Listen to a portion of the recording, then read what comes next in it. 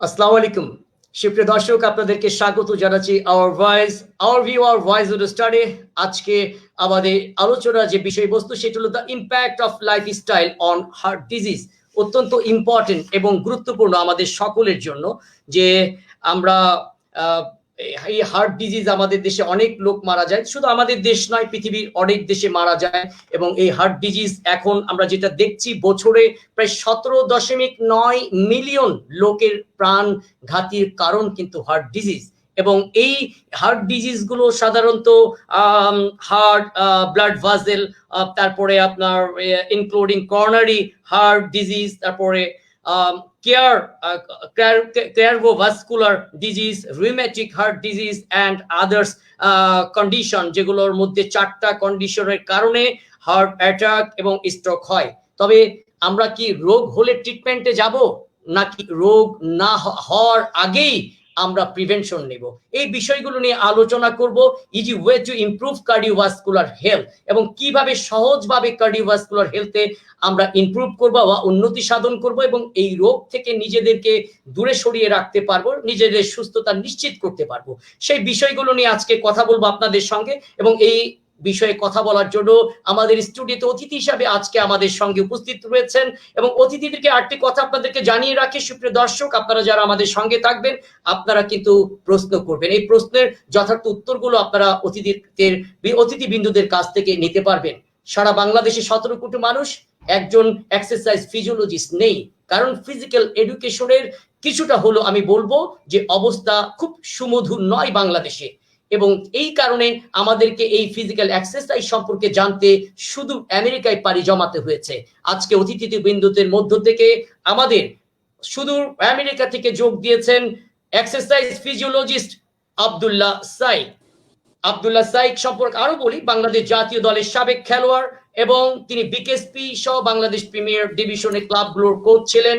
তারপর তিনি ফিজিক্যাল এডুকেশনে বাংলাদেশে শারীরিক শিক্ষা কলেজ থেকে ফার্স্ট ক্লাস ফার্স্ট হয়েছিলেন। ঢাকা বিশ্ববিদ্যালয়ে পাবলিক অ্যাডমিনিস্ট্রেশনে পড়ার সময় তিনি ব্লু অর্জন করেছিলেন। অর্থাৎ ঢাকা বিশ্ববিদ্যালয়ের এই সম্মানজনক যে উপাধিটি অর্জন করতে হলে একদিকে ভালো ছাত্র হতে হয়, অন্যদিকে খেলাধুলায় চতুর্মুখী ভালোর সমৃদ্ধ বা ভালো গুণগুলো যার মধ্যে থাকে তিনি এই পুরস্কারগুলো পান। সাইদ স্যার, আপনাকে স্বাগত জানাচ্ছি স্টেজে। কেমন আছেন স্যার? আলহামদুলিল্লাহ, আমি খুব ভালো আছি। সালাউদ্দিন, তোমাকে অনেকদিন পর দেখে আমার খুব ভালো লাগতেছে। I really missed not you, all the students from BKSP. যাক, আলহামদুলিল্লাহ। তুমি কেমন আছো সালাউদ্দিন? এখন পর্যন্ত আলহামদুলিল্লাহ, সেটে যেহেতু আপনাদের সাথে আছি এই অবস্থাতে নিশ্চয়ই এটাকে শুকরিয়া না করে আমরা পারছি না স্যার। অনেক ভালো আছি sir. Good, very good, very good.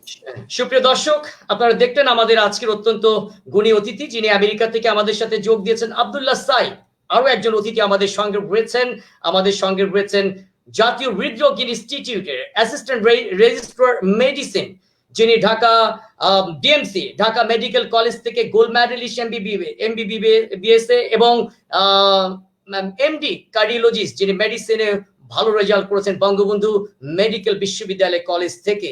এবং তিনি সাবেক মির্জাপুর ক্যাডেট কলেজের অত্যন্ত কৃতি একজন ছাত্র। ডক্টর মোহাম্মদ ওয়ালিদুর রহমান আমাদের সঙ্গে রয়েছে।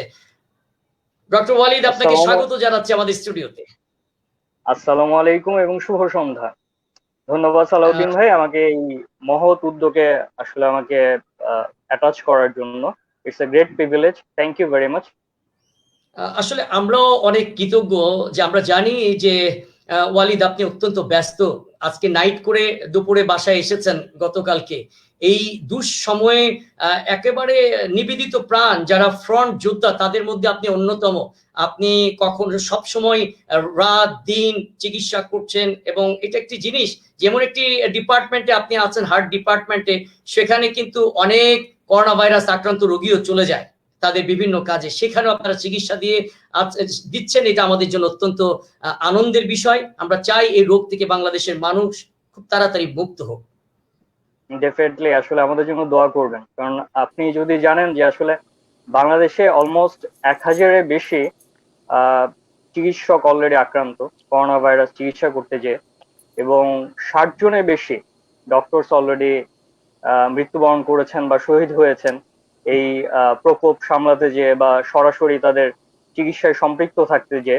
এবং আরো চিন্তার ব্যাপার যেটি, সেটা হচ্ছে বাংলাদেশে অলরেডি 85 জনের বেশি কার্ডিওলজিস্ট এবং cardiac surgeon affected by COVID-19.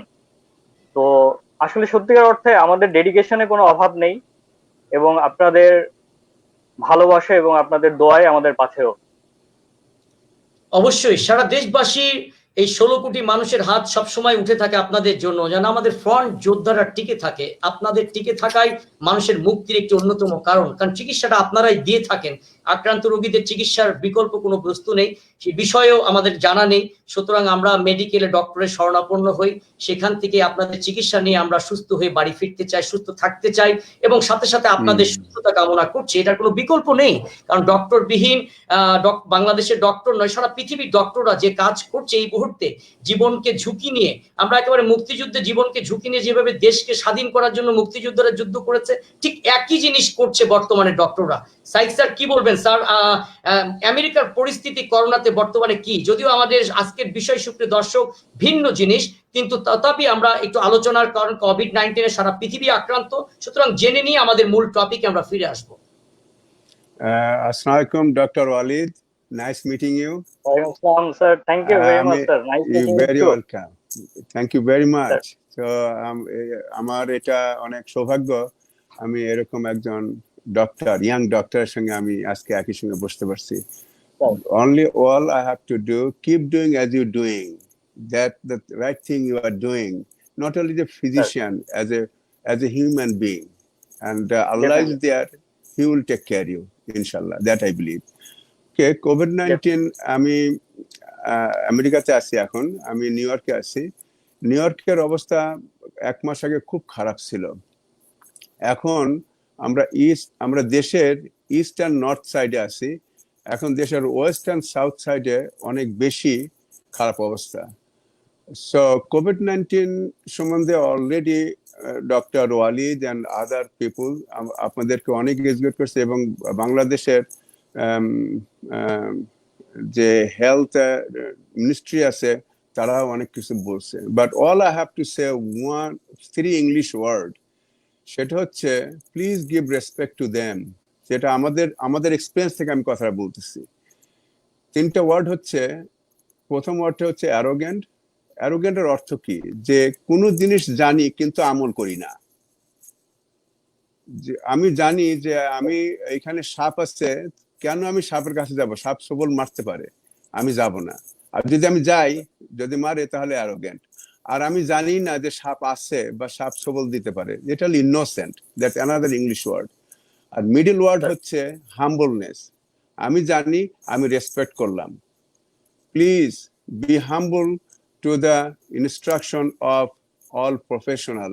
আমি বলতেছি বাংলাদেশের লোকদের জন্য, আপনাদেরকে কোয়ারেন্টাইন করতে বলছে, কোয়ারেন্টাইন করেন। আপনাদের বাসায় থাকতে বলছে, বাসায় থাকতে করেন। কি হবে না হবে ইউ ডোন্ট নো, কেউ জানে না। বাট আমি এটাই আপনাদের কাছে আমার অনুরোধ, আজকে আমেরিকাতে এত কেন সাফার হচ্ছে? কিছু লোক আমরা বুঝি জানি কিন্তু আমল করি না, নট গুড। সেটা খুব ইম্পর্টেন্ট, এটা যে কোনো ডিজিজের জন্য। এই জন্য কোভিড-19 এর জন্য আমার suggestion, please follow the guideline of all professional and deal with your life accordingly. Inshallah, Allah will help you. Thank you. Sir অনেক ধন্যবাদ। আমি ওয়ালিদ একটু জানতে চাই, এই যে বাংলাদেশের কোভিড-19 হঠাৎ করে ইনক্রিজ করছে, এটা কি ঈদের ছুটির কারণে, বা এই যে চাইনিজ যে বিশেষজ্ঞ দল ওনারা যে মতামত দিয়েছেন, যেটা তাদের মন্তব্য করেছেন, সেটাও খুব একটা ভালো মনে হচ্ছে না।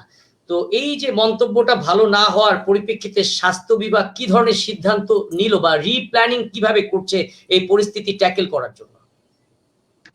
ধন্যবাদ স্যার, আসলে খুব ইম্পর্টেন্ট একটা কোশ্চেন।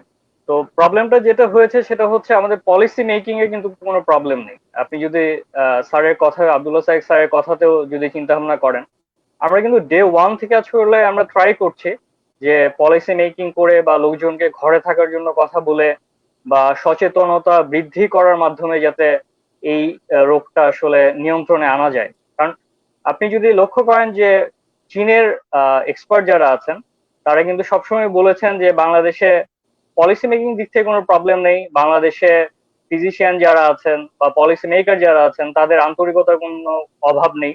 যে অভাবটি আছে সেটা হচ্ছে স্যার যেটা বললেন যে আমাদের সচেতনতার অভাব। আমরা কিন্তু দেখছি কিন্তু মানছি না।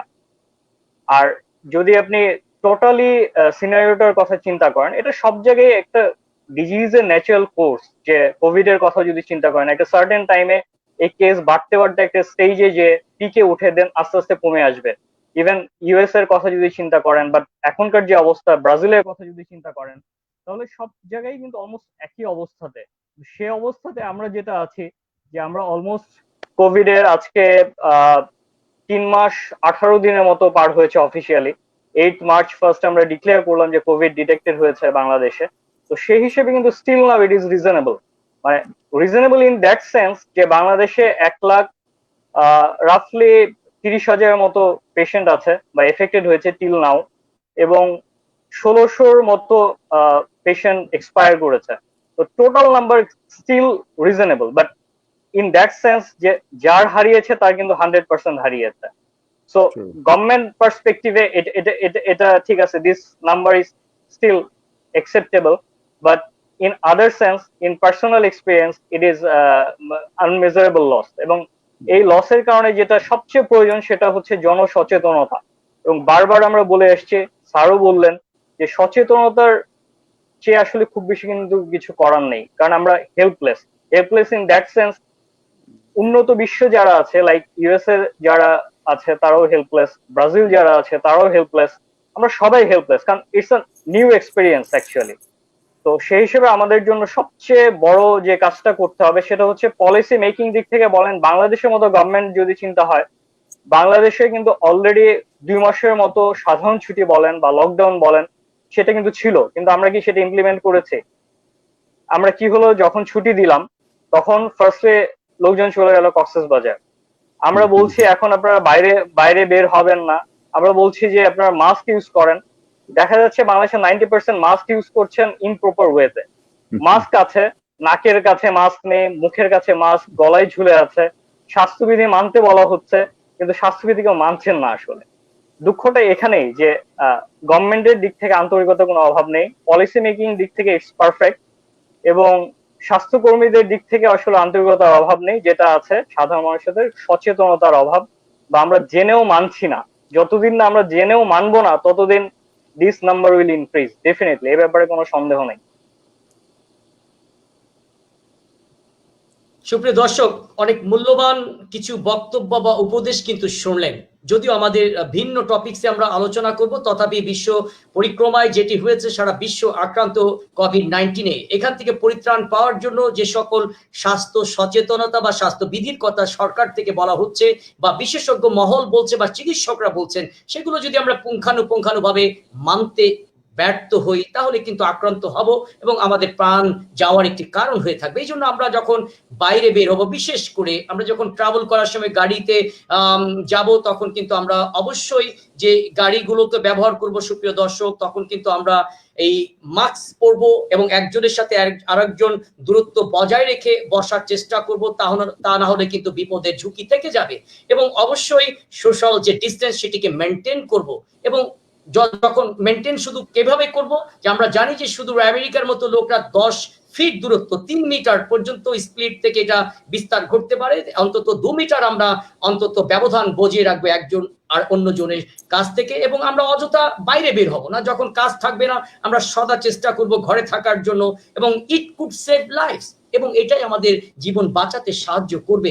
যখনই আমরা কোনো জিনিস ধরবো প্রয়োজনে বা অপ্রয়োজনে, চেষ্টা করব এবং সেই ধরা থেকে বিপদ আসতে পারে, এই জন্য যত তাড়াতাড়ি সম্ভব হাত পরিষ্কার করব, এবং হাত পরিষ্কার করব সাবান দিয়ে, যেন আমাদের জীবাণুটি হাত থেকে আমাদের মুক্ত হয়। কারণ আমরা ঘরে আসলে আমাদের সন্তান, পরিজন আর পরিবারের অন্য সদস্যের সাথে আমাদের মিশতে হয়, কথা বলতে হয়, সেই সময় যেন আমার কারণে অন্যরা ইনফেক্টেড না হয়। নিজেরা সুস্থ থাকবো, অন্যদেরকে সুস্থ থাকার জন্য সাহায্য করব।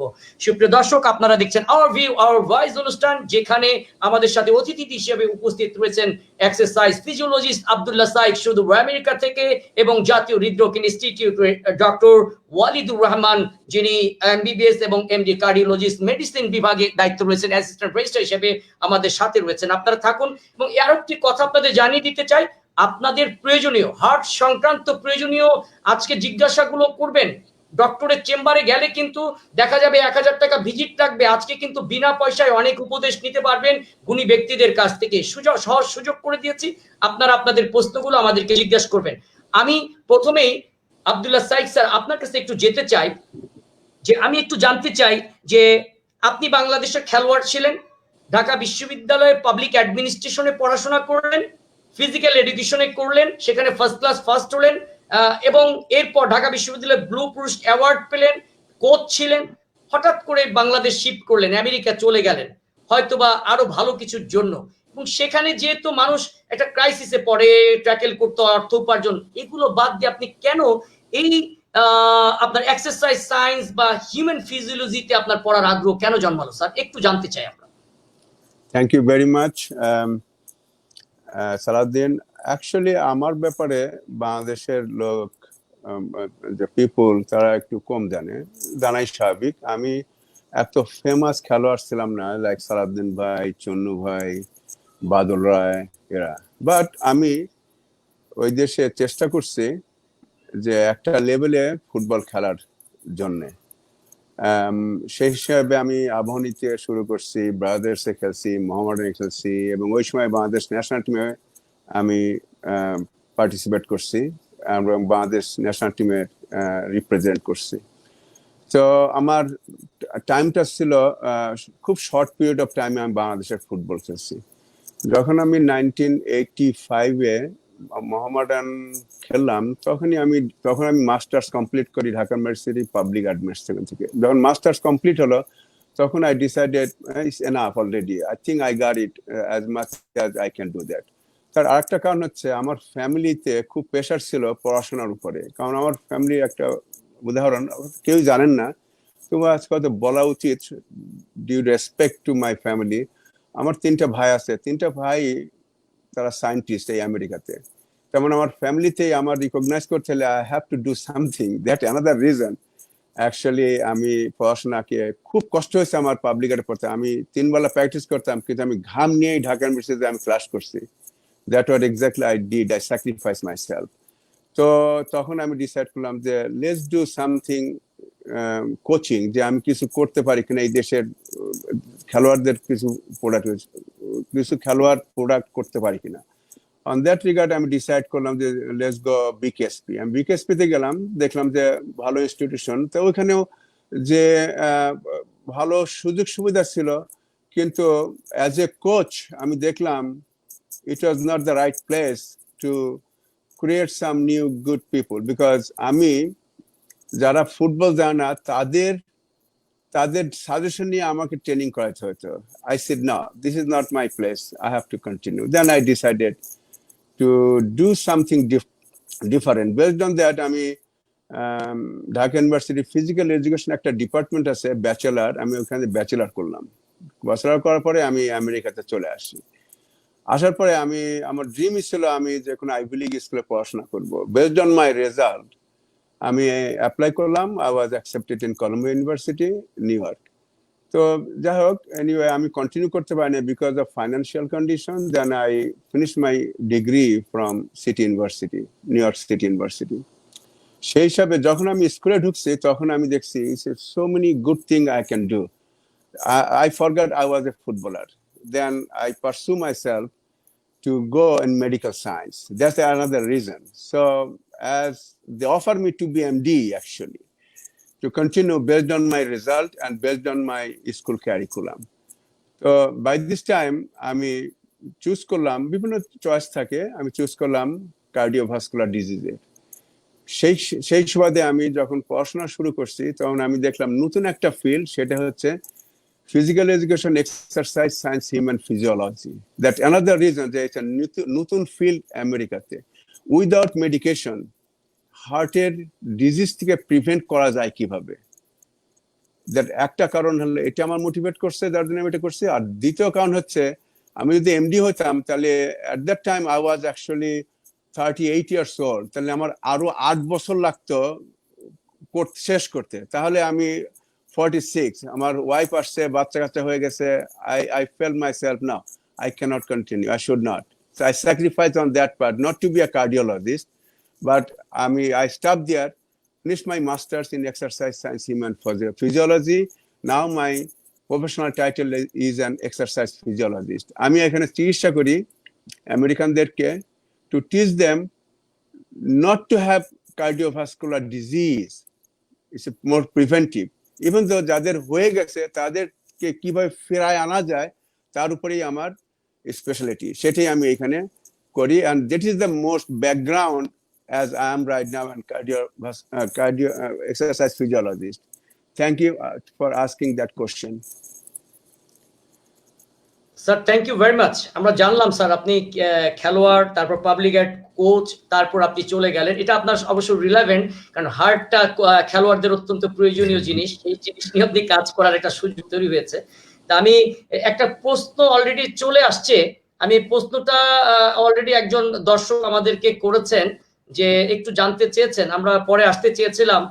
ডক্টর ওয়ালিদুর রহমান আপনার কাছে করেছে, why is bradycardia and its solution, right? এটা কেন এবং এটা সলিউশনটা কি একটু জানতে চেয়েছে। যদি ওয়ালিদ একটু মিজানুর রহমান মিজানের এই প্রশ্নের উত্তরটা যদি সমাধানটা আপনি দেন।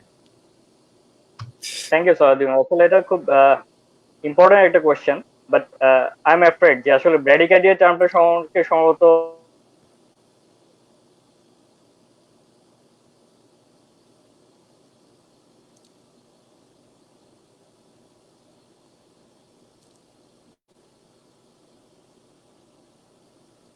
একটু ওয়ালিদের একটু ইন্টারনেটের প্রবলেম হচ্ছে, ইন্টারনেটটা ঠিক হলে আমরা ডক্টর ওয়ালিদের কাছে ফিরে আসবো।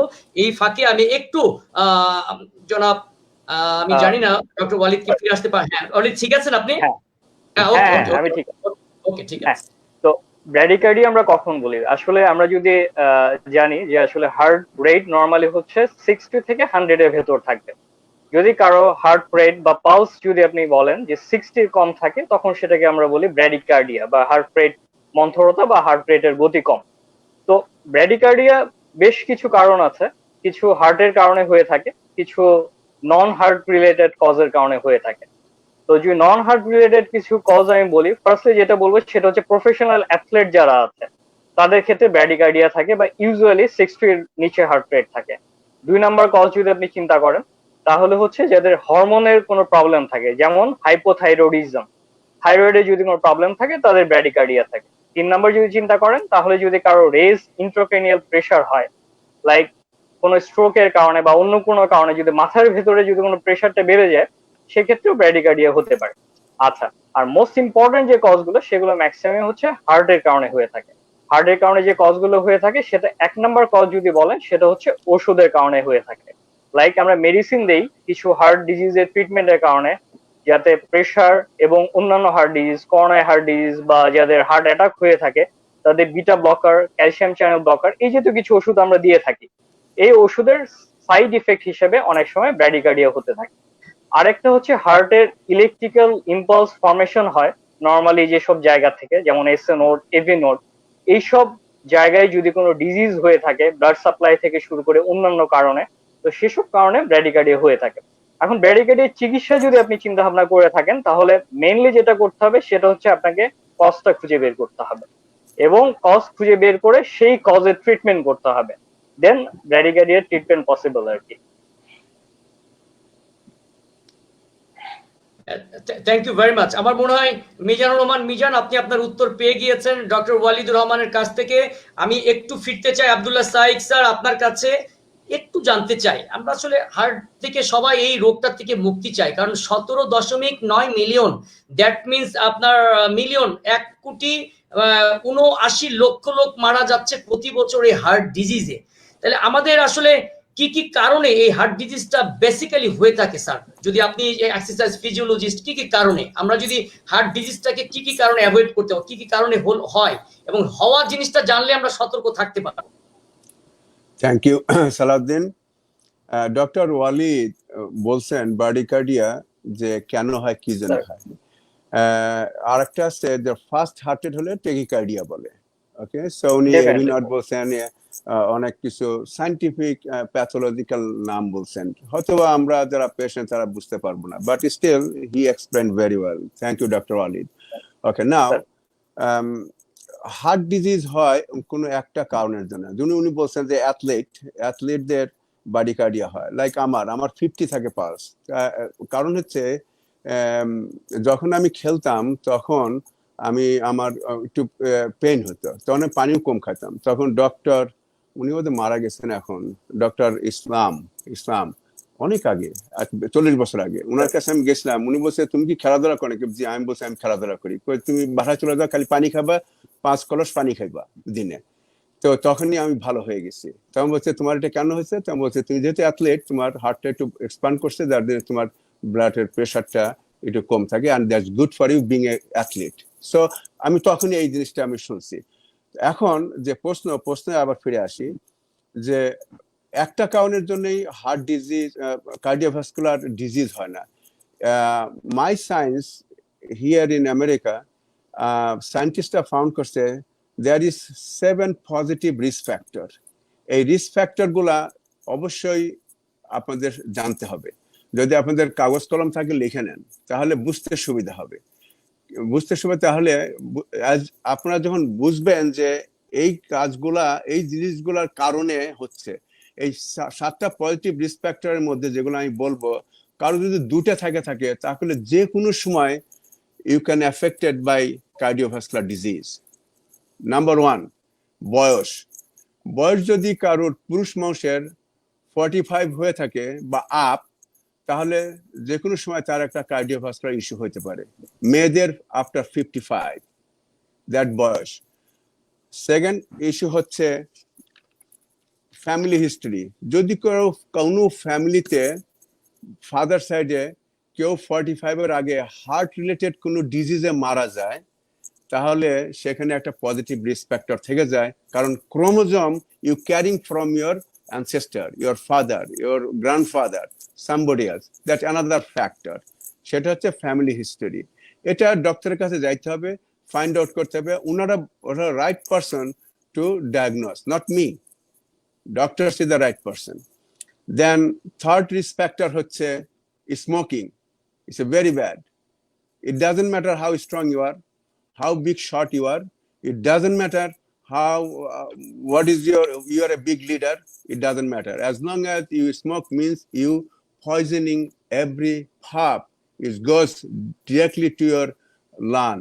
That's dangerous for you to create a cardiovascular disease. এটার ব্যাপারে আমি পরে ডিটেইলস আলাপ করব, কেন smoking is very bad pathologically. Fourth হচ্ছে হাইপার টেনশন কজ, যেটা অলরেডি বললেন doctor Walid. Tension also a big factor. আমাদের সায়েন্সে বলে it's a silent killer. Without notice it could affect any time any.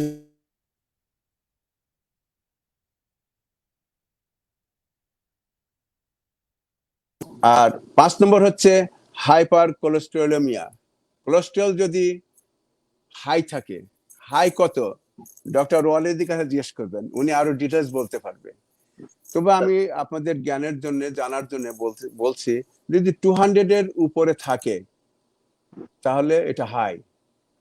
আপনাকে এই হাইনেসটা কমাতে, এটা হাইটা কোলেস্টেরল হাই বিভিন্ন কারণে হতে পারে, এটা ডাক্তার আপনাকে এক্সপ্লেন করবে। আপনারা আস্ক করবেন ডক্টরকে, খালি ডক্টরের উপর ডিপেন্ডেন্ট করবেন না। আমি যদিও doctor Walid one of the renowned doctor সামনে কথা বলতেছি, but still I am suggesting you যে আপনারা জিজ্ঞেস করবেন। আপনাদের জিজ্ঞেস না করেন তাহলে ডক্টর বলবে না, কারণ তাদের সময় নেই। আর আপনার right as a human being to ask, আমি কোলেস্টেরল হচ্ছে কতটা আমার রাখতে হবে, কতটা করতে, এর জন্য কি প্রতিরোধ করতে হবে, ডক্টররা বলে তারা। কিন্তু আপনি জিজ্ঞেস না করলে ওরা আপনাদেরকে মেডিসিন দিয়ে ছেড়ে দিবে। Medicine also killing you on the different way. আপনাদের বুঝতে হবে, ডক্টর ওয়ালিদ অলরেডি বলছেন। তো সেই জন্য এটা আপনাদেরকে জানতে হবে। 6th হচ্ছে ডায়াবেটিস। যদি ডায়াবেটিস থাকে তাহলে that's another positive risk factor, dangerous, যেটা আপনার হার্ট ডিজিজের কোন ইস্যু তৈরি করবে। 7th হচ্ছে ফিজিক্যাল ইনঅ্যাক্টিভিটি। আপনাকে কোনো পরিশ্রম করতে হবে, কিছু একটা করতে হবে। ওই জন্য ডক্টরের কাছে গেলে ডক্টর ওয়ালিদের কাছে বললে, ভাই কিছু একটা করেন, একটু হাঁটা চলাফেরা করেন, একটু করেন।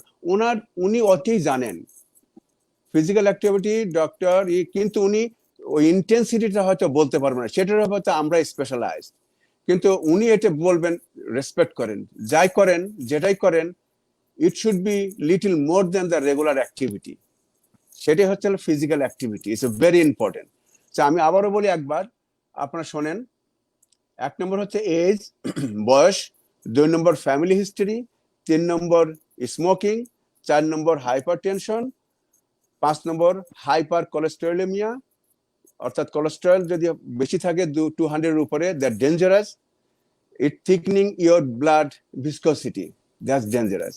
দেন নাম্বার 6 হচ্ছে ডায়াবেটিক্স, অ্যান্ড নাম্বার 7 হচ্ছে ফিজিক্যাল ইনঅ্যাক্টিভিটি। এই 7টা পজিটিভ রিসপেক্টের মধ্যে কারো যদি 2টা থাকে, যে কোনো সময় আপনার কার্ডিওভাস্কুলার ইস্যু তৈরি হবে। On that part, my suggestion, we need doctors. Go doctor, check you out every 6 months, one time in every 6 months. That 6 months না পারেন, বছরে একবার অন্তত পক্ষে প্লিজ আপনার ডক্টরের সাথে অ্যাপয়েন্টমেন্ট করেন, ফাইন্ড আউট করেন যে আপনার শরীরে কি হচ্ছে। Only machine can tell the truth. Maybe doctor make mistake, but machine cannot make mistake. Machine will tell you the truth, and based on the machine result, doctor will explain you, bhai আপনার এই সমস্যা হচ্ছে, এই কাজ করেন, they will help you out. That is one of the part of prevention. Thank you, Salahuddin.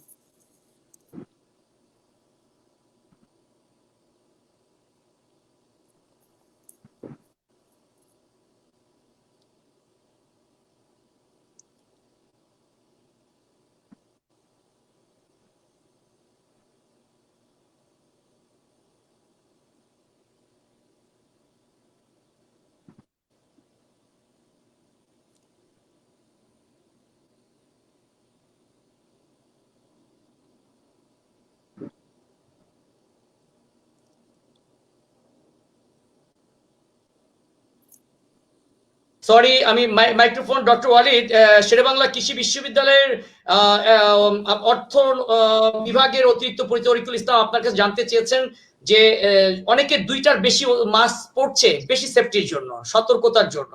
এই 2টোর বেশি mask পড়লে হার্টের কোনো ক্ষতি হয় কিনা শ্বাস প্রশ্বাস নেওয়ার ক্ষেত্রে? আচ্ছা, মাস্ক পরার ক্ষেত্রে সবচেয়ে ইম্পর্টেন্ট হচ্ছে আপনি কোন ধরনের মাস্ক ইউজ করছেন। তো আমরা সবাইকে যেটা বলে থাকি সেটা হচ্ছে সার্জিক্যাল মাস্ক ইউজ করার জন্য, এবং সার্জিক্যাল মাস্কে কিন্তু 3টা প্লাই থাকে বা 3টা লেয়ার থাকে। যদি সার্জিক্যাল মাস্ক না পাওয়া যায়, সার্জিক্যাল মাস্কের প্রবলেম যেটা সেটা হচ্ছে গিয়ে এটা আইডিয়ালি ওয়ান টাইম ইউজ, আপনি একবার ইউজ করে এটা ডিসকার্ড করে ফেলতে হবে। যদি সার্জিক্যাল মাস্ক না পাওয়া যায় সেক্ষেত্রে এখনকার রিকমেন্ডেশন হচ্ছে আপনি 3 লেয়ারের কটন, হোমমেড বা ইভেন এখন গার্মেন্টস ফ্যাক্টরি গুলো তৈরি করছে, তো সেই মাস্ক গুলো ইউজ করতে পারেন। এখন মাস্ক পরার ক্ষেত্রে সবচেয়ে ইম্পর্টেন্ট যেটা সেটা হচ্ছে কি আপনি মাস্কটা কিভাবে পরছেন। মাস্কের 2টা মাস্ক পরার মানে ইম্পর্টেন্সের চেয়ে আপনি কিভাবে পরছেন, লাইক আপনার নাকটা ঢেকে আছে কিনা ঠিক মতো, মুখটা ঠিক মতো ঢেকে আছে কিনা, কোথাও কোনো গ্যাপ আছে কিনা, এই জিনিসগুলো খেয়াল করাটা সবচেয়ে ইম্পর্টেন্ট। আর 2-এর বেশি মাস্ক পরার তো দরকার নেই। যদি আপনি 3 লেয়ার স্ট্যান্ডার্ড কোনো মাস্ক পরেন সেক্ষেত্রে 2টার বেশি মাস্ক পরার দরকার নেই। এবং সেটা হচ্ছে গিয়ে আপনি যদি 2টার বেশি মাস্ক পরেন, ডেফিনেটলি আপনি কোনো ট্রেনার্স কোনো অ্যাক্টিভিটিতে যাবেন না। মানে মাস্ক পরার ক্ষেত্রে যেটা হয় সেটা হচ্ছে আমাদের তো অ্যাটমসফিয়ার একটা সার্টেন লেভেলে অক্সিজেন থাকে, তো সেই অক্সিজেনের একটা পার্সেন্টেজ আমরা সবসময় নিয়ে থাকি। যদি এটা 2টা লেয়ারের পড়ি তাহলে it will create some problem. তো সেই জন্য আইডিয়ালি নিয়ম যেটা সেটাই আমরা আশা করবো যে আপনারা ফলো করবেন। একটা মাস্ক পরবেন কিন্তু নিয়ম অনুসারে, যাতে আপনার নাক মুখ ঢেকে থাকে, কোথাও যাতে বের না হয়ে থাকে, সেই জিনিসগুলো খেয়াল রাখতে হবে। এবং মাস্কটা যদি রিইউজ করেন তাহলে ডেফিনেটলি এটা যাতে হাইজেনিক ওয়েতে এটা আপনারা রিইউজ করেন, আর কি অ্যাটলিস্ট ওয়াশ করে বা যাই হোক ওই হিসেবে যদি ইউজ করেন। আশা করি তরিকুল ইসলাম আপনি আপনার প্রশ্নের উত্তর যথার্থ পেয়েছেন ডক্টর ওয়ালিদের কাছ থেকে। আরো কিছু প্রশ্ন ইতিমধ্যে আমাদের কাছে এসেছে। এই প্রশ্নটি আমি একটু যেতে চাই আব্দুল্লাহ সাইক স্যার আপনার কাছে। বাংলাদেশ ক্রিকেট বোর্ডের যিনি ঢাকা ব্যাট্রোর চিফ কোচের দায়িত্ব পালন করছেন মুজিবুর রহমান অন্তু, যে বিকেএসপির প্রথম ক্রিকেট ব্যাচের ছাত্র, সে কিছু প্রশ্ন রেখেছে আপনার কাছে। আমি প্রশ্নটি স্ক্রিনে দিচ্ছি। আবু আব্দুল্লাহ সাইক স্যারের কাছে question, what is the normal heart rate of a player and what should be the maximum heart rate of a player after working hard, and after recovery what is the ideal heart rate to get back to work? And আরেকটা question করেছেন, আমি কোশ্চেনটা হলো 2 number doctor ওয়ালিদুর রহমানের কাছে। আমি সেই কোশ্চেনটা নিয়ে আমি পরে আসবো, ওয়ালিদের কাছে কোশ্চেনটা পরে করবো। আমি আব্দুল্লাহ সাইদ স্যার আপনার কাছে থাকতে চাই এই কোশ্চেনটা নিয়ে, যে what is the normal heart rate of a player and what should be the maximum heart rate of a player after working hard, and after recovery what is the ideal heart rate to get back to work? Okay, প্রথম প্রশ্নটা হচ্ছে যে এটা clear না, এটা কি during game or after game. যদি during game হয়ে থাকে তাহলে heart rate could raise 150, that means is ideal. এর যদি উপরে চলে যায় তাহলে there is some problem somewhere. আর নর্মালি যেটা ডক্টর ওয়ালিদ বলছেন যে স্যার এখানে আমি আপনাকে একটু ইন্টারাপ্ট করতে চাই স্যার, একটু জানতে চাই, আমারও একটা জানার বিষয় আছে, যেহেতু আমিও কোচ সবকিছু। 150 বললেন, বাট যখন একজন 20-22 বছরের খেলোয়াড় পার্টিসিপেট করছে ন্যাশনাল টিমে, তা আমরা জানি যে 220 মাইনাস দ্য এজ হাইয়েস্ট এটা পালসের হার্ট রেট, তাহলে সেখানে তো আমি যদি 100% ইন্টেন্সিটি দিতে গেলে যার বয়স 22 তার তো 198 উঠলে কি সমস্যা স্যার? ওকে, না ও সমস্যা না, 220 নিচে থাকলে সমস্যা নাই, 220 উপরে গেলে সমস্যা। আমরা যখন জন্ম হয় তখন তাদের এভারেজ হার্ট রেট থাকে 220, right doctor Walid? that another thing. So আমরা তখন তুমি বললা 25 এর নিচে, yes 25 হচ্ছে actual age peak of athlete. 25 কেন বলি আমরা, এটা আমাদের স্ট্যান্ডার্ড। 25 হচ্ছে হাইয়েস্ট অক্সিজেন আপটেক ক্যাপাসিটি হয় যখন তাদের বয়স 25 থাকে, হাইয়েস্ট অক্সিজেন কনজাম্পশন ক্যাপাসিটি। তার মানে 25 এ যখন থাকে তার হার্ট রেট অনেক বেশি হতে পারে, কারণ সে অক্সিজেন বেশি কনজিউম করতে পারে। এভরি ইয়ারে 1% রিডাকশন হয়। 26 যখন গেল তখন 1% তার রিডাকশন হবে to consume the oxygen from the year. So সেই জন্য ডিপেন্ড করে কোন এজের, ঠিক আছে? ওকে, এখন সে যদি 25 হয়ে থাকে, তার হার্ট রেট যদি বাড়েও, যদি কিনা 5 ভাইটাল সাইন না থাকে, যদি চেস্ট পেইন না হয়, that means his oxygen capacity is very good. যদি তার নাউজিয়া না হয়, তার oxygen capacity very good. Light headedness না হয়, oxygen capacity very good. Numbness হয় শরীরের নিচের থেকে পা পর্যন্ত, তার oxygen consumption capacity very good. Then nausea vomiting যদি না হয়, তাহলে তার oxygen capacity is very good. So all depends on that 5 vital signs. সো এটা যদি না হয় তাহলে ওই অ্যাথলিটের, যদি সে আন্ডার 25 হয়ে থাকে, তার অক্সিজেন কনজাম্পশন ক্যাপাসিটি অনেক হাই, এবং he can raise up to 150 to 200, and also he can have that effort to perform his performance without exertion. That what exactly scientifically truth. Now যদি বয়স হয়ে যায় 50-25, definitely you got my answer, যে তোমার heart রেটটা বেশি বেড়ে যাবে, সেই ক্ষেত্রে স্লো ডাউন করতে হবে। সেই জন্য অ্যাভারেজ করা হয়েছে 150 নিচে থাকলে তাকে নর্মাল অ্যাক্টিভিটি করতে পারবে, তার কোনো সমস্যা নাই, অর্থাৎ তার কোনো হার্ট ইস্যু নাই। প্রশ্নটা কিন্তু স্পেসিফিক নরমাল পারসনদের জন্য না, ওটা স্পেসিফিক্যালি খেলোয়াড়দের জন্য করা স্যার। হ্যাঁ, আচ্ছা, সেকেন্ড কোশ্চেনটা কি? সেকেন্ড কোশ্চেনটা what should be the maximum heart rate of a player after working hard? যখন আমি কাজ করব তখন আমার আফটার ওয়ার্কিং হার্ড। ওকে, সো তার মানে after the game, yes, normally 50 to 60 as Dr. Wise said, এটা যদি নামে আসে ভালো। আর একটা বলছে এটা হলো নর্মাল থাকা উচিত তার, যদি তার বেশি থাকে তাহলে সাম প্রবলেম, তো সেই জন্য ডাক্তারের কাছে যাইতে হবে। আর থার্ড কোশ্চেনটা যেটা, সেটা থার্ড কোশ্চেনটা কি ছিল? থার্ড কোশ্চেনটা ছিল sir, after recovery what is the ideal heart rate to get back to working? Okay, recovery means what?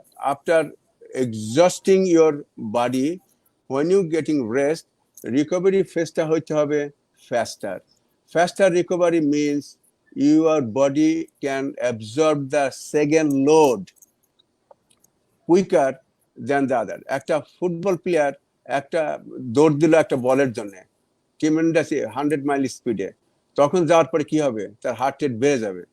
তখন ওইখান থেকে নেক্সট বল ধরার জন্য কত কুইক সে রিকভারি করছে তার ডিপেন্ড করে। সেই রেটটা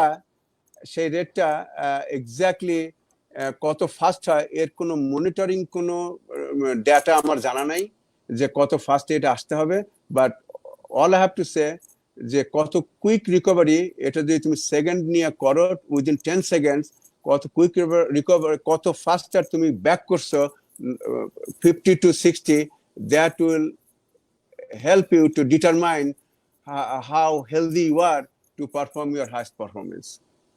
রাইট স্যার, যে আমরা যারা কুইক রিকভারি করতে পারি, দ্যাট মিন আমরা ফিজিক্যাল ফিটনেসটা আপ, আমরা 1 মিনিট 3 মিনিটে 3 ভাগে ভাগ করি, যেন আমরা অক্সিজেন ট্যাঙ্ক, প্রথমে আমরা আগে দাঁড়িয়ে থাকতাম, আসলে দাঁড়িয়ে থাকলে তো অক্সিজেন কম নেই, যত ওয়ার্কিং এর মধ্যে জগিং এ থাকবো নেই, তখন আমার বেশি অক্সিজেন নিলে বেশি ভাবে আমরা রিকভারিটা করতে পারি quickly. Here you go, you good, very good, you well explained. Right sir, নিশ্চয়ই মুজিবুর রহমান অন্তু, আপনি বুঝতে পারছেন যে 220 একজন আজকে জন্ম নেওয়া শিশুর সর্বোচ্চ হার্ট রেট, তাহলে একজনের ব্যক্তির হার্ট রেট আপনার খেলোয়াড়ের বয়সটা যদি 220 থেকে মাইনাস করেন সেটি সর্বোচ্চ, তবে সর্বোচ্চ যদি পৌঁছায় সেখান থেকে রিকভারিটা যদি ফাস্টার হয়, তার ফিটনেস লেভেল খুব আপ সেটা। তবে একটি জিনিস বলেছেন যে ওয়ার্কিং এর পর হার্ট রেট কত হবে, এটা ম্যান টু ম্যান ডিফার করে, যে যারা ম্যারাথন দৌড় দিবে তাদের হার্ট রেট পাবেন 38 to 45, এর বেশি না। যারা লং ডিস্টেন্স 26 কিলোমিটার দৌড়াচ্ছে, কিন্তু যারা আমরা ফুটবল ক্রিকেট খেলছি তাদের মতো না, কিন্তু আমরা একেবারে 1.5 ঘন্টা দূরে দৌড়াতে থাকি না, এই জিনিসটা আপনি কোচ, আপনি নিজেও জানেন। সুতরাং একজন ম্যারাথন বিদের যে হার্ট রেট থাকবে, রেস্টিং হার্ট রেট, সেটি কিন্তু একজন ফুটবলারের থাকবে না, ক্রিকেটারের থাকবে না। এখানে গেম ওয়াইজ তার ইন্টেন্সিটি লেভেল কতটুকু অ্যাপ্লাই করতে, তার উপরে ডিপেন্ড করবে হার্ট রেট, রেস্টিং হার্ট রেটটা কত থাকবে। অন্তু নিশ্চয়ই আপনি, জি স্যার, also age, বয়স, অবশ্যই বয়স একটি ফ্যাক্টর, এগুলো নিয়ে কাজ করতে হবে। আমি একটু আরেকটি কোশ্চেন রয়েছে অন্তুর, সেটি ডক্টর ওয়ালিদের কাছে। ওয়ালিদ, মনে কোশ্চেনটা আপনি দেখেছেন কমেন্ট বক্সে, ওখানে কোশ্চেনটি করেছে যে ডক্টর ওয়ালিদুর রহমানের কাছে কোশ্চেন, আমার ভাইয়ের 8 মাস আগে হার্ট রেট একটা রিং বসানো হয়েছে, মাঝে মাঝে ওনার চেস্টে হার্টে ব্যথা করে, এবং এইটার জন্য কেন হয়, এবং এটি কি কোনো প্রবলেম? 8 মাস আগে একটি রিং বসিয়েছে, তারপরে মাঝে মাঝে হার্টে ব্যথা হয়, এটা কি কোনো প্রবলেম কিনা ডক্টর ওয়ালিদ? আচ্ছা, থ্যাংক ইউ। আসলে কোয়েশ্চেনটা খুবই রিলেভেন্ট এবং এটা খুবই কমন কোয়েশ্চেন আসলে। তো ফার্স্টলি আমাদের যেটা ডিটারমিনেশন করতে হবে বা যেটা বের করতে হবে সেটা হচ্ছে ব্যথাটা হার্টের কারণে হয় কিনা, সেটা বোঝার উপায় কি।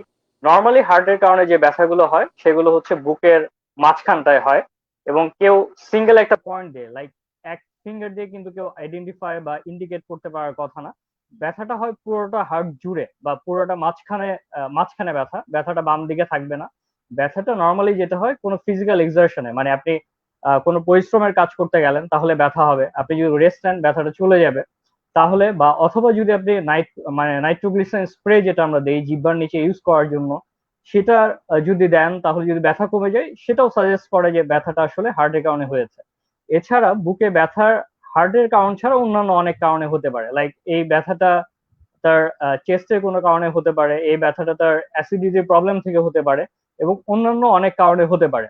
তো সেই কারণে যেটা করতে হবে সেটা হচ্ছে ফার্স্ট সেটা বলি আমরা হচ্ছে কমপ্লায়েন্স উইথ দ্য মেডিকেশন।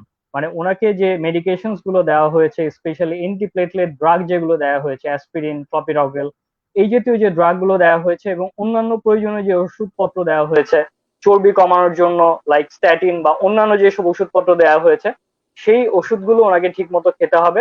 এবং অবশ্যই যদি আপনি দেখেন যে এই ব্যথাটা আপনি কোনো পরিশ্রম করলে বাড়ছে, আপনার ব্যথাটা বুকের মাঝখানে থাকছে, বুকের মাঝখানে পুরো জায়গা চড়িয়ে যাচ্ছে, আপনি ব্যথার সময় ঘামছেন, আপনি আগে যে পরিমাণ পরিশ্রম করতে পারতেন তার চেয়ে কম পরিশ্রমে আপনি হাঁপিয়ে উঠছেন বা বুকে খারাপ লাগছে, রেস্ট নিলে ব্যথাটা চলে যাচ্ছে, এই সবগুলো কিন্তু অ্যালার্মিং সাইন। এই অ্যালার্মিং সাইন গুলো হচ্ছে আপনার হার্টের কোনো প্রবলেমের কারণে হচ্ছে। যদি তাই হয়ে থাকে তাহলে ডেফিনেটলি আপনি যে চিকিৎসকের কাছ থেকে স্টেন্ট বা রিং পরিয়েছেন তার শরণাপন্ন হতে হবে, এবং সেই অনুযায়ী আপনার মেডিকেশন অ্যাডজাস্ট করতে হবে। মূল কথা হচ্ছে আপনার কস্টটা আইডেন্টিফাই করে তার ট্রিটমেন্ট করতে হবে। আশা করছি আমরা যে অন্তু আপনার প্রশ্নের উত্তর আপনি যথার্থভাবে পেয়েছেন।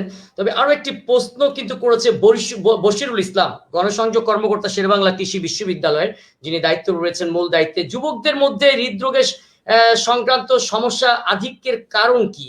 আসলে আমি এই প্রশ্নের উত্তরটা দুজনের কাছ থেকে নেব। একজন সাইদ স্যার, আপনি হলো এক্সারসাইজ ফিজিওলজিস্ট, আর একজন মেডিসিনের কার্ডিওলজিস্ট। দুজনের কাছে আমি প্রশ্নের উত্তরটা নেব। তবে আমি প্রথমেই এই প্রশ্নের উত্তরটা আমি একটু exercise physio Abdullah Saeed sir আপনার কাছে নিতে চাই, যে বর্তমানে বাংলাদেশের যুবকদের মধ্যে এই যে হার্টের সমস্যাটা বৃদ্ধি পাচ্ছে, এটা তো একটা সার্টিন আফটার 40 ইয়ার্স হওয়ার কথা, এটা কারণটা কি sir? Thank you very much. একটা ভালো কোশ্চেন। আমাদের শরীরে যে সফট অর্গান আছে তার মধ্যে হার্ট একটা। হার্টের রিদম করে যেটা ডক্টর ওয়াইজ মানে এভি নডের মাধ্যমে বা আমাদের বলি পেসমেকার ওয়াটএভার। সো তার একটা অ্যাবজর্পশন ক্যাপাসিটি আছে, একটা লিমিট আছে কতটা সে লোড নিতে পারে। সেই লোডগুলা কি কি আমি অলরেডি উল্লেখ করছি। এখন ধরে আমি ইয়াং বললাম, যদি তার ফ্যামিলি হিস্ট্রি থাকে তাহলে তার হার্টের কোনো কিছু আছে, এটা ডায়াগনোস করে বের করতে হবে। 2 নম্বর স্মোকিং। এখন সেই ছেলে কি স্মোক করে কি না, হতে পারে সে 10 বছরের, ইট ডাজন্ট ম্যাটার। যদি তাহলে একটা রিস্ক ফ্যাক্টর। যদি স্মোক করে তাহলে there should be some problem. Then hypertension, সে খুব টেনশনে থাকে, সে কি মেডিকেল কলেজে ঢুকতে পারলো কিনা, বা সে ভালো খেলোয়াড় হলো কিনা, বা তার বাবা মা পিটায় কিনা তাকে। That another mental pressure could cause irregular heart rate আর হার্ট ইস্যু।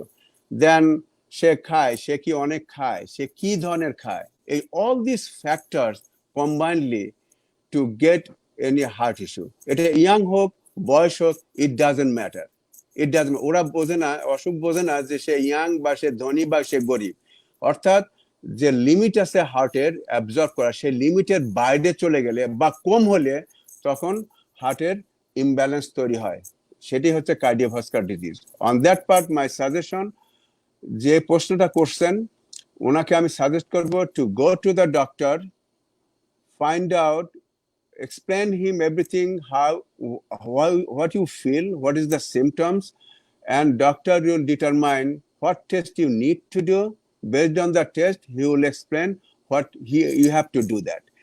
After that, যদি আপনি আবারও কোনো সময় দেখা হয় তখন আমি বলবো based on your diagnosis from the doctor, then I can give you a prescription what you should to do, not to experience that anymore in your lifetime. কিন্তু আমি আপনাকে না দেখে আপনার ডায়াগনোসিস আছে আমি কোনো প্রেসক্রিপশন দিতে পারবো না। সেজন্য doctor Walid is there, talk to him please. Thank you.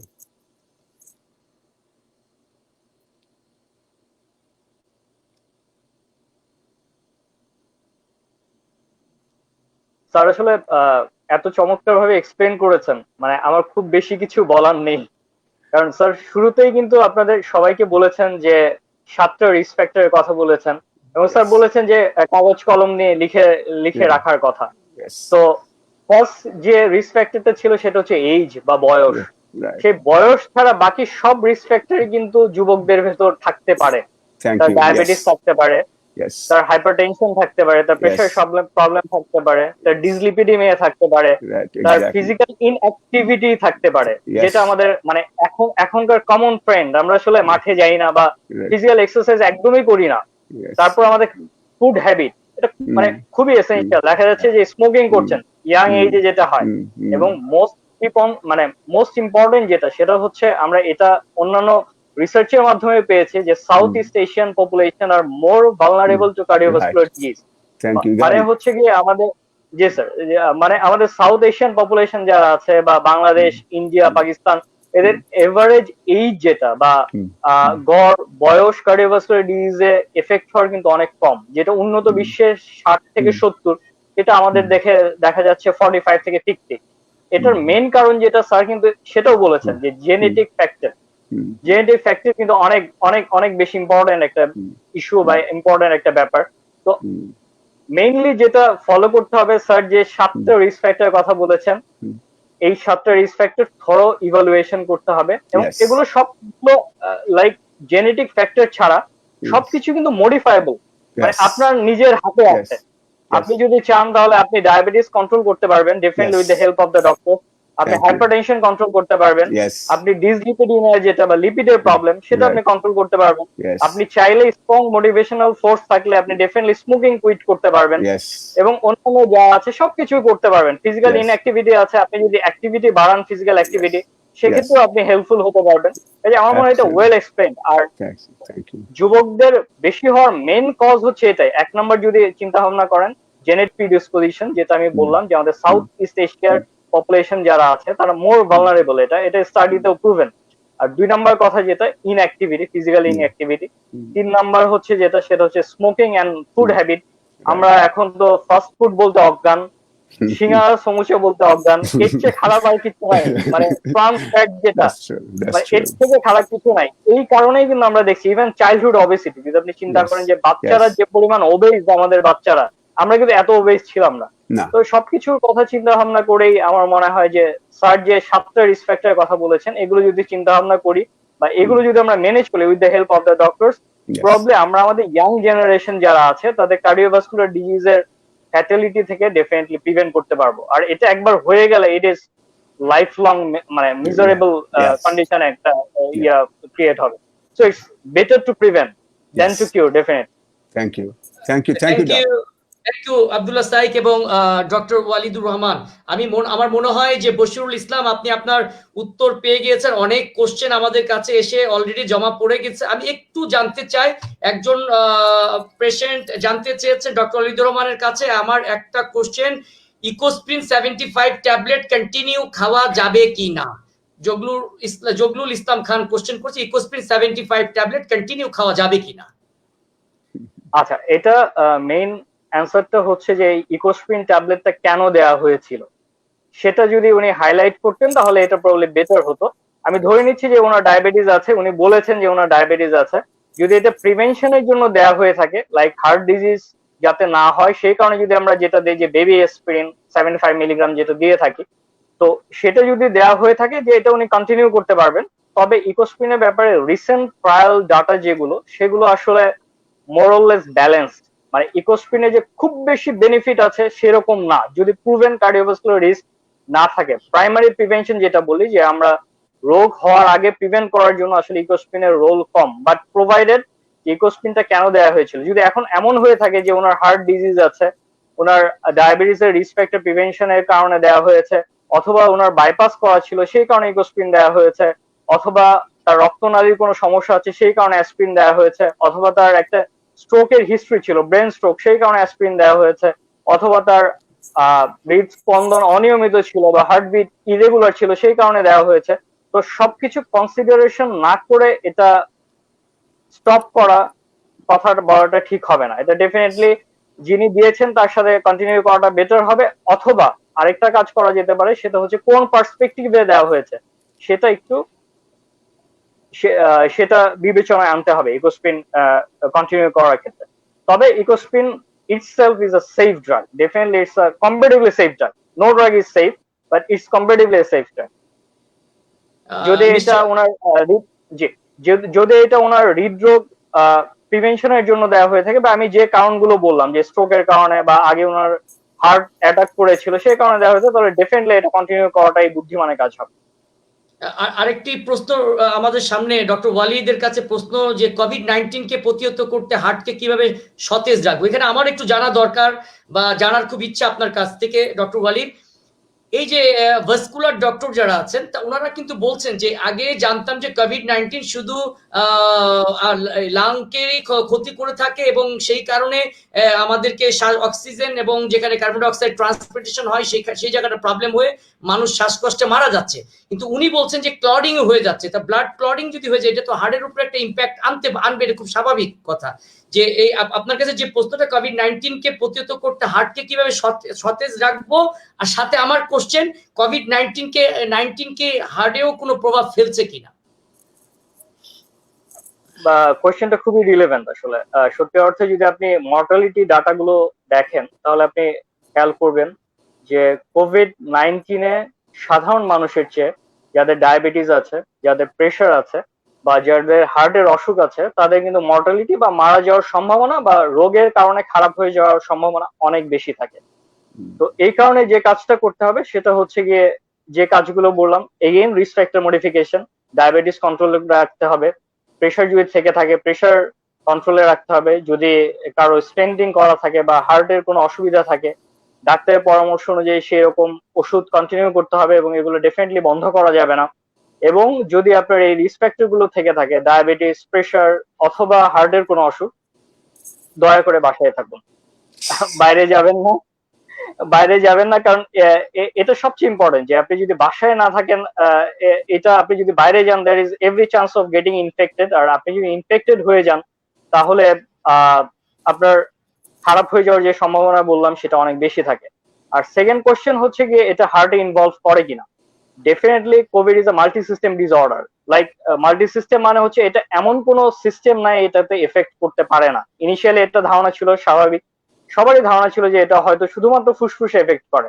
এটা ফুসফুসে এফেক্ট করে, এটা হার্টে এফেক্ট করে, এটা কিডনিতে এফেক্ট করে, এটা ব্রেইনে এফেক্ট করে, এটা সব জায়গায় এফেক্ট করে। কারণ নর্মালি যেটা কোভিড, যদি আপনি কথা চিন্তা ভাবনা করেন তাহলে বেসিক্যালি এটা মানে রেসপিরেটরি ট্র্যাক্ট ইনফেকশনের মাধ্যমে ছড়ালেও এটা পুরো বডিতেই ছড়িয়ে যায়। কাজে এক একজনের ক্ষেত্রে এটার সাইন সিমটম থেকে শুরু করে সবকিছুই কিন্তু ডিফারেন্ট।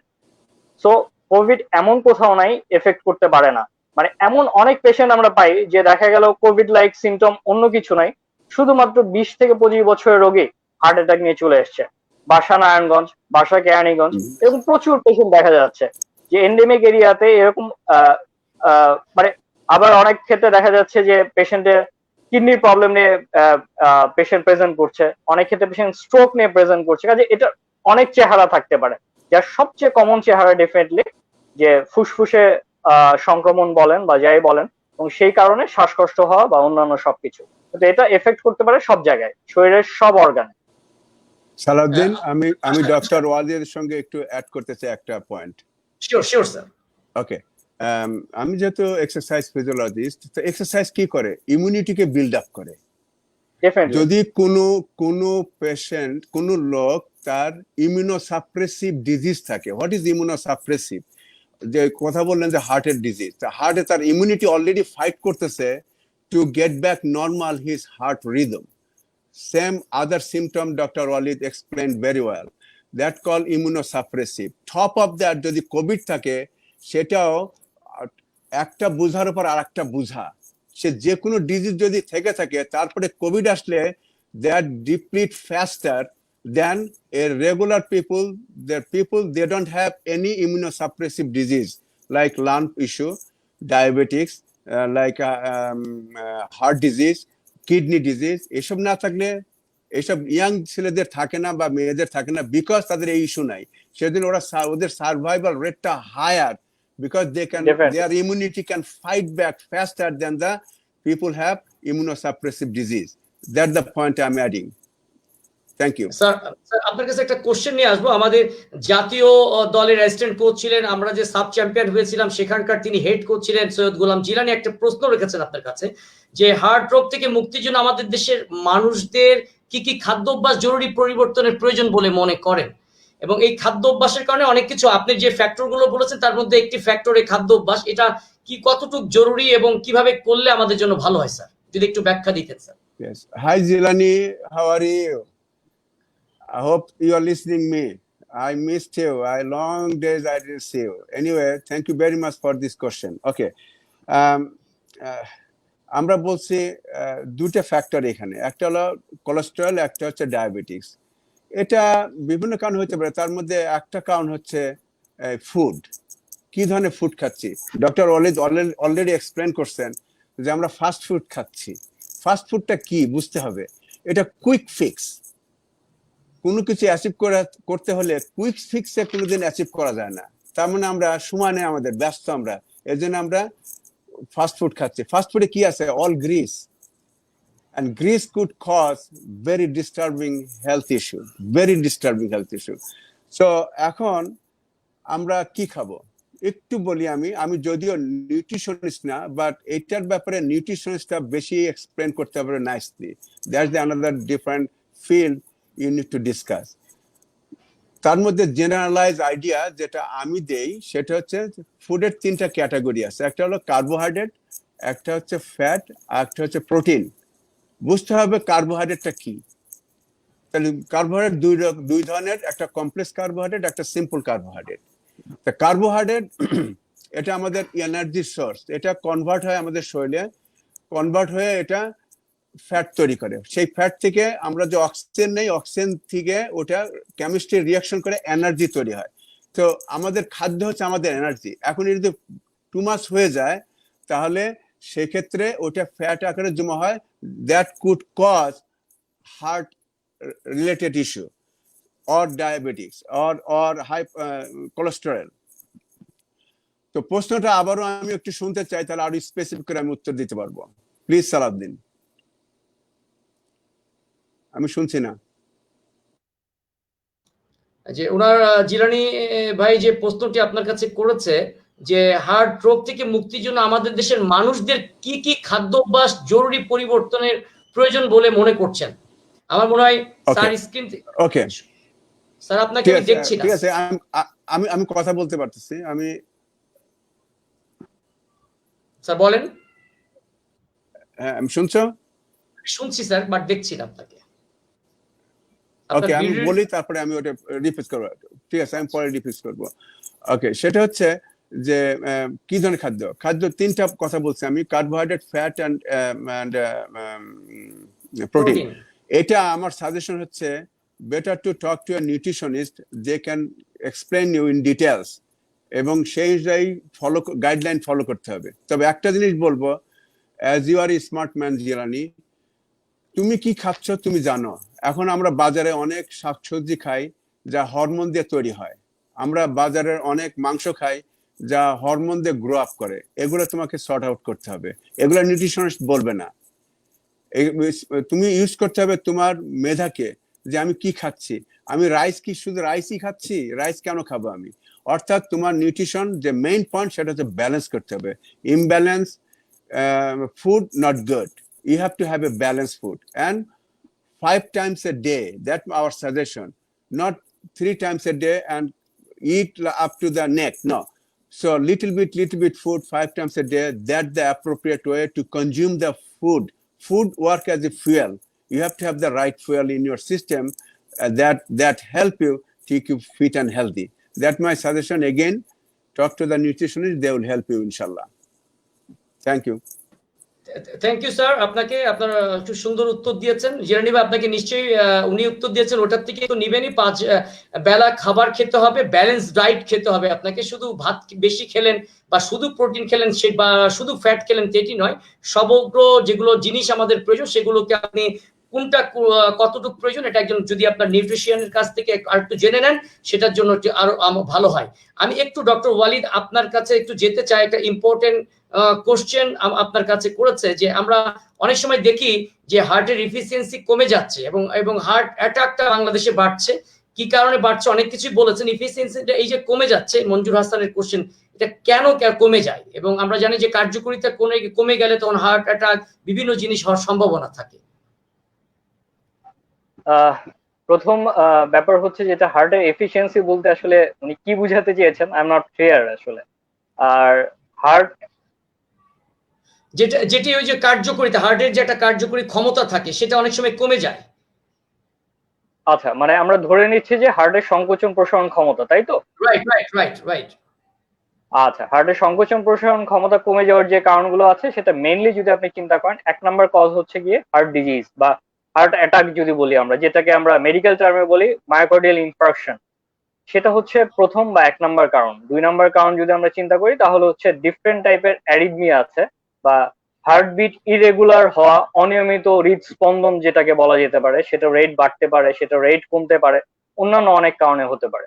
3 নাম্বার কারণ যদি আমরা চিন্তা করি তাহলে ডেফিনেটলি আমরা বলবো যে হার্টের এফিসিয়েন্সি কমে যাওয়ার মেইন আরেকটি কারণ হচ্ছে গিয়ে ভালভুলার হার্ট ডিজিজ। বাংলাদেশের কনটেক্সটে যদি আপনি চিন্তা করেন যে রিউমেটিক হার্ট ডিজিজ যেটা আমরা বলতাম ছোটবেলায় বা আপনারা এখনো জানেন যেটা বাত জ্বরের কারণেও, যদি বাত জ্বর অনেক লম্বা সময়ের জন্য থাকে সেই কারণেও ভালভের প্রবলেমে থাকার কারণে কিন্তু হার্টের এফিসিয়েন্সি কমে যেতে পারে। তারপর আরো যেসব কারণ আছে, যদি আপনি ডায়াবেটিস কন্ট্রোলে না থাকে, যদি পেশেন্টের হাইপারটেনশন বা প্রেশার কন্ট্রোলে না থাকে, যদি পেশেন্টের দেখা যাচ্ছে অনেক দিন ধরে তার কিডনি রিলেটেড কোনো প্রবলেম আছে, তার কিডনি ফেইলিওর আছে বা তার রেনাল ফেইলিয়ার যেটা আমরা বলে থাকি আর কি, সেই ধরনের যদি কোনো প্রবলেম থেকে থাকে, সেই কারণে হার্টের এফিসিয়েন্সি কমে যেতে পারে। তো হার্টের এফিসিয়েন্সি কমে যাওয়া প্রিভেন্ট করার মেইন উপায় সেটি হচ্ছে কি, এক নাম্বার, এটা দুই ভাবে করা যেতে পারে। প্রথম কথা হচ্ছে আপনাকে যাতে হার্ট ডিজিজ না হয়, হার্ট ডিজিজ না হওয়ার কারণে মেনলি যে কাজটা করতে হবে সেটা হচ্ছে আপনার রিস্ক ফ্যাক্টর গুলো স্যার যেটা বলেছেন, লাইক ডায়াবেটিস, হাইপারটেনশন, লিপিডের যদি কোনো প্রবলেম থাকে সেগুলো সলভ করা, অথবা আপনাকে যদি কোনো পেশেন্ট বা পপুলেশনে আমাদের নর্মাল যেটা ফিজিক্যাল ইনঅ্যাক্টিভিটি, ফিজিক্যাল অ্যাক্টিভিটি বাড়ানো, হেলদি ডায়েট খাওয়া, এগুলোর মাধ্যমে আমরা হৃদরোগ সংক্রমণ হওয়ার প্রবণতা কমাতে পারি। দুই নম্বর যেটা, সেটা হচ্ছে আপনার হৃদরোগ হয়েই গেল, আমি একটু আগে যেটা বললাম সবই প্রাইমারি প্রিভেনশন। সেকেন্ডারি প্রিভেনশন হচ্ছে আপনার হৃদরোগ হয়ে গেল, এখান থেকে আপনি ফার্দার কিভাবে ড্যামেজ কন্ট্রোল করতে পারেন, সেটার মেইন কারণ যেটা, সেটার মেইন স্ট্র্যাটেজি যেটা হবে সেটা হচ্ছে কি, আপনাকে অবশ্যই ডাক্তারের পরামর্শ অনুযায়ী আপনাকে ঔষধ খেতে হবে এবং লাইফস্টাইল মডিফিকেশন করতে হবে, যেটা আমাদের আজকের টপিক। এটা খুবই ইম্পর্টেন্ট একটা টপিক, সিলেক্ট করার জন্য সাধুমে আপনাকে অবশ্যই ধন্যবাদ। ধন্যবাদ। আশা করি মঞ্জুর হাসান আপনি আপনার উত্তর পেয়েছেন।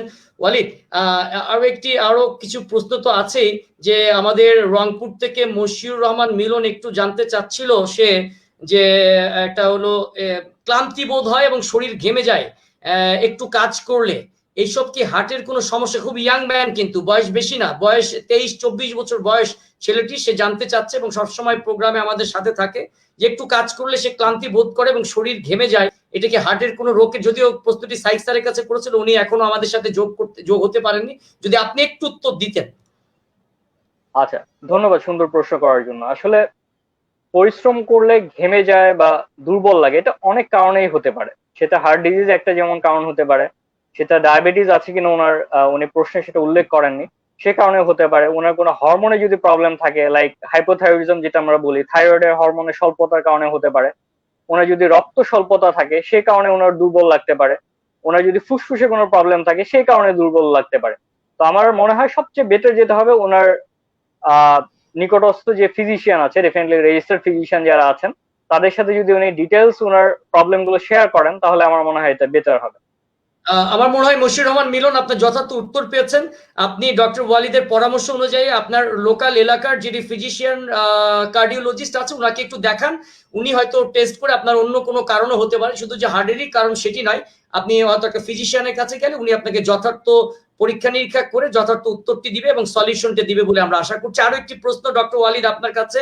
হ্যালো, আমরা আব্বু 1 বছর আগে রিং বসানো হয়েছে, এখন হার্ট রেট 60 to 65 থাকে, ইজ ইট নরমাল? আমি জানি যে বুশরাত তাসনিম ওনার বাবার বয়স অলরেডি 65, তো এই অবস্থা থেকে কেমন কি করা উচিত, যে 60 to 65 থাকে, এটা কি নরমাল নাকি কোনো প্রবলেম আছে কিনা, এটা ডক্টর ওয়ালিদ আপনার কাছে জানতে চেয়েছে।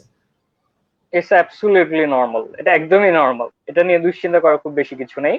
নরমাল যদি হার্ট রেট 60 থেকে 100 এর ভেতর থাকে, এই রেঞ্জের ভেতর যদি থাকে 60 to 100, তাহলে এটা নরমাল। আর রিং বসানোর পর যদি থাকে সেটা আরো নরমালি আমরা ধরে নিচ্ছি যে পেশেন্ট হলেও সে এখন সুস্থই আছে। আমার আশা করি বুশরাত তাসনিম আপনি আপনার উত্তর পেয়েছেন, যে নরমাল 60 to 100 এর মধ্যে যদি আপনার পালস রেট থাকে, তার মানে বুঝে নিতে হবে আপনি নরমাল লাইফ লিড করছেন, আপনার আব্বুকে নিয়ে দুশ্চিন্তার কোনো কারণ নেই, উনি সুস্থ আছেন। আপনারা ওনাকে একটা হাইজেনিক এনভায়রনমেন্ট সবসময় বজায় রাখবেন, দুশ্চিন্তা যেন না করে। আশা করি দীর্ঘদিন আপনার আব্বু আপনাদের সাথে থাকবে, এটাই আমরা কামনা করছি, আশা করছি। ডক্টর ওয়ালিদ, আমি একটি জিনিস জানতে চাই, যে আপনারা যখন আমরা পেশেন্ট, আসলে আপনাদের কাছে যাই তো যখন আমরা পেশেন্ট হয়ে যাই তারপর যাই, কখনো পেশেন্ট হওয়ার আগে যাই না, যে পেশেন্ট হওয়ার আগে গেলে আপনারা হয়তো curing prevention better then the curing, সেই পলিসিগুলো আমাদেরকে জানিয়ে দিতেন।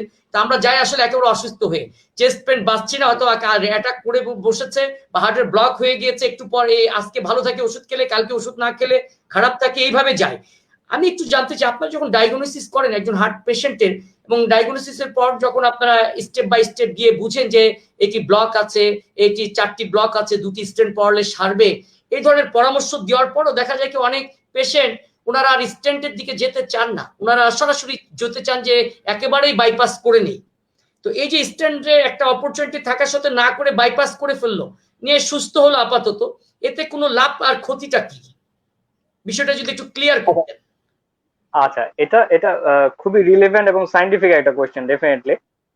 আমরা নর্মালি যেটা দেখে থাকি করোনারি এনজিওগ্রামের মাধ্যমে, সেটা হচ্ছে আমাদের হার্টে মেইনলি 3টি আর্টারি আছে বা 3টি ধমনী আছে, সেটাতে কত পার্সেন্ট ব্লকেজ আছে।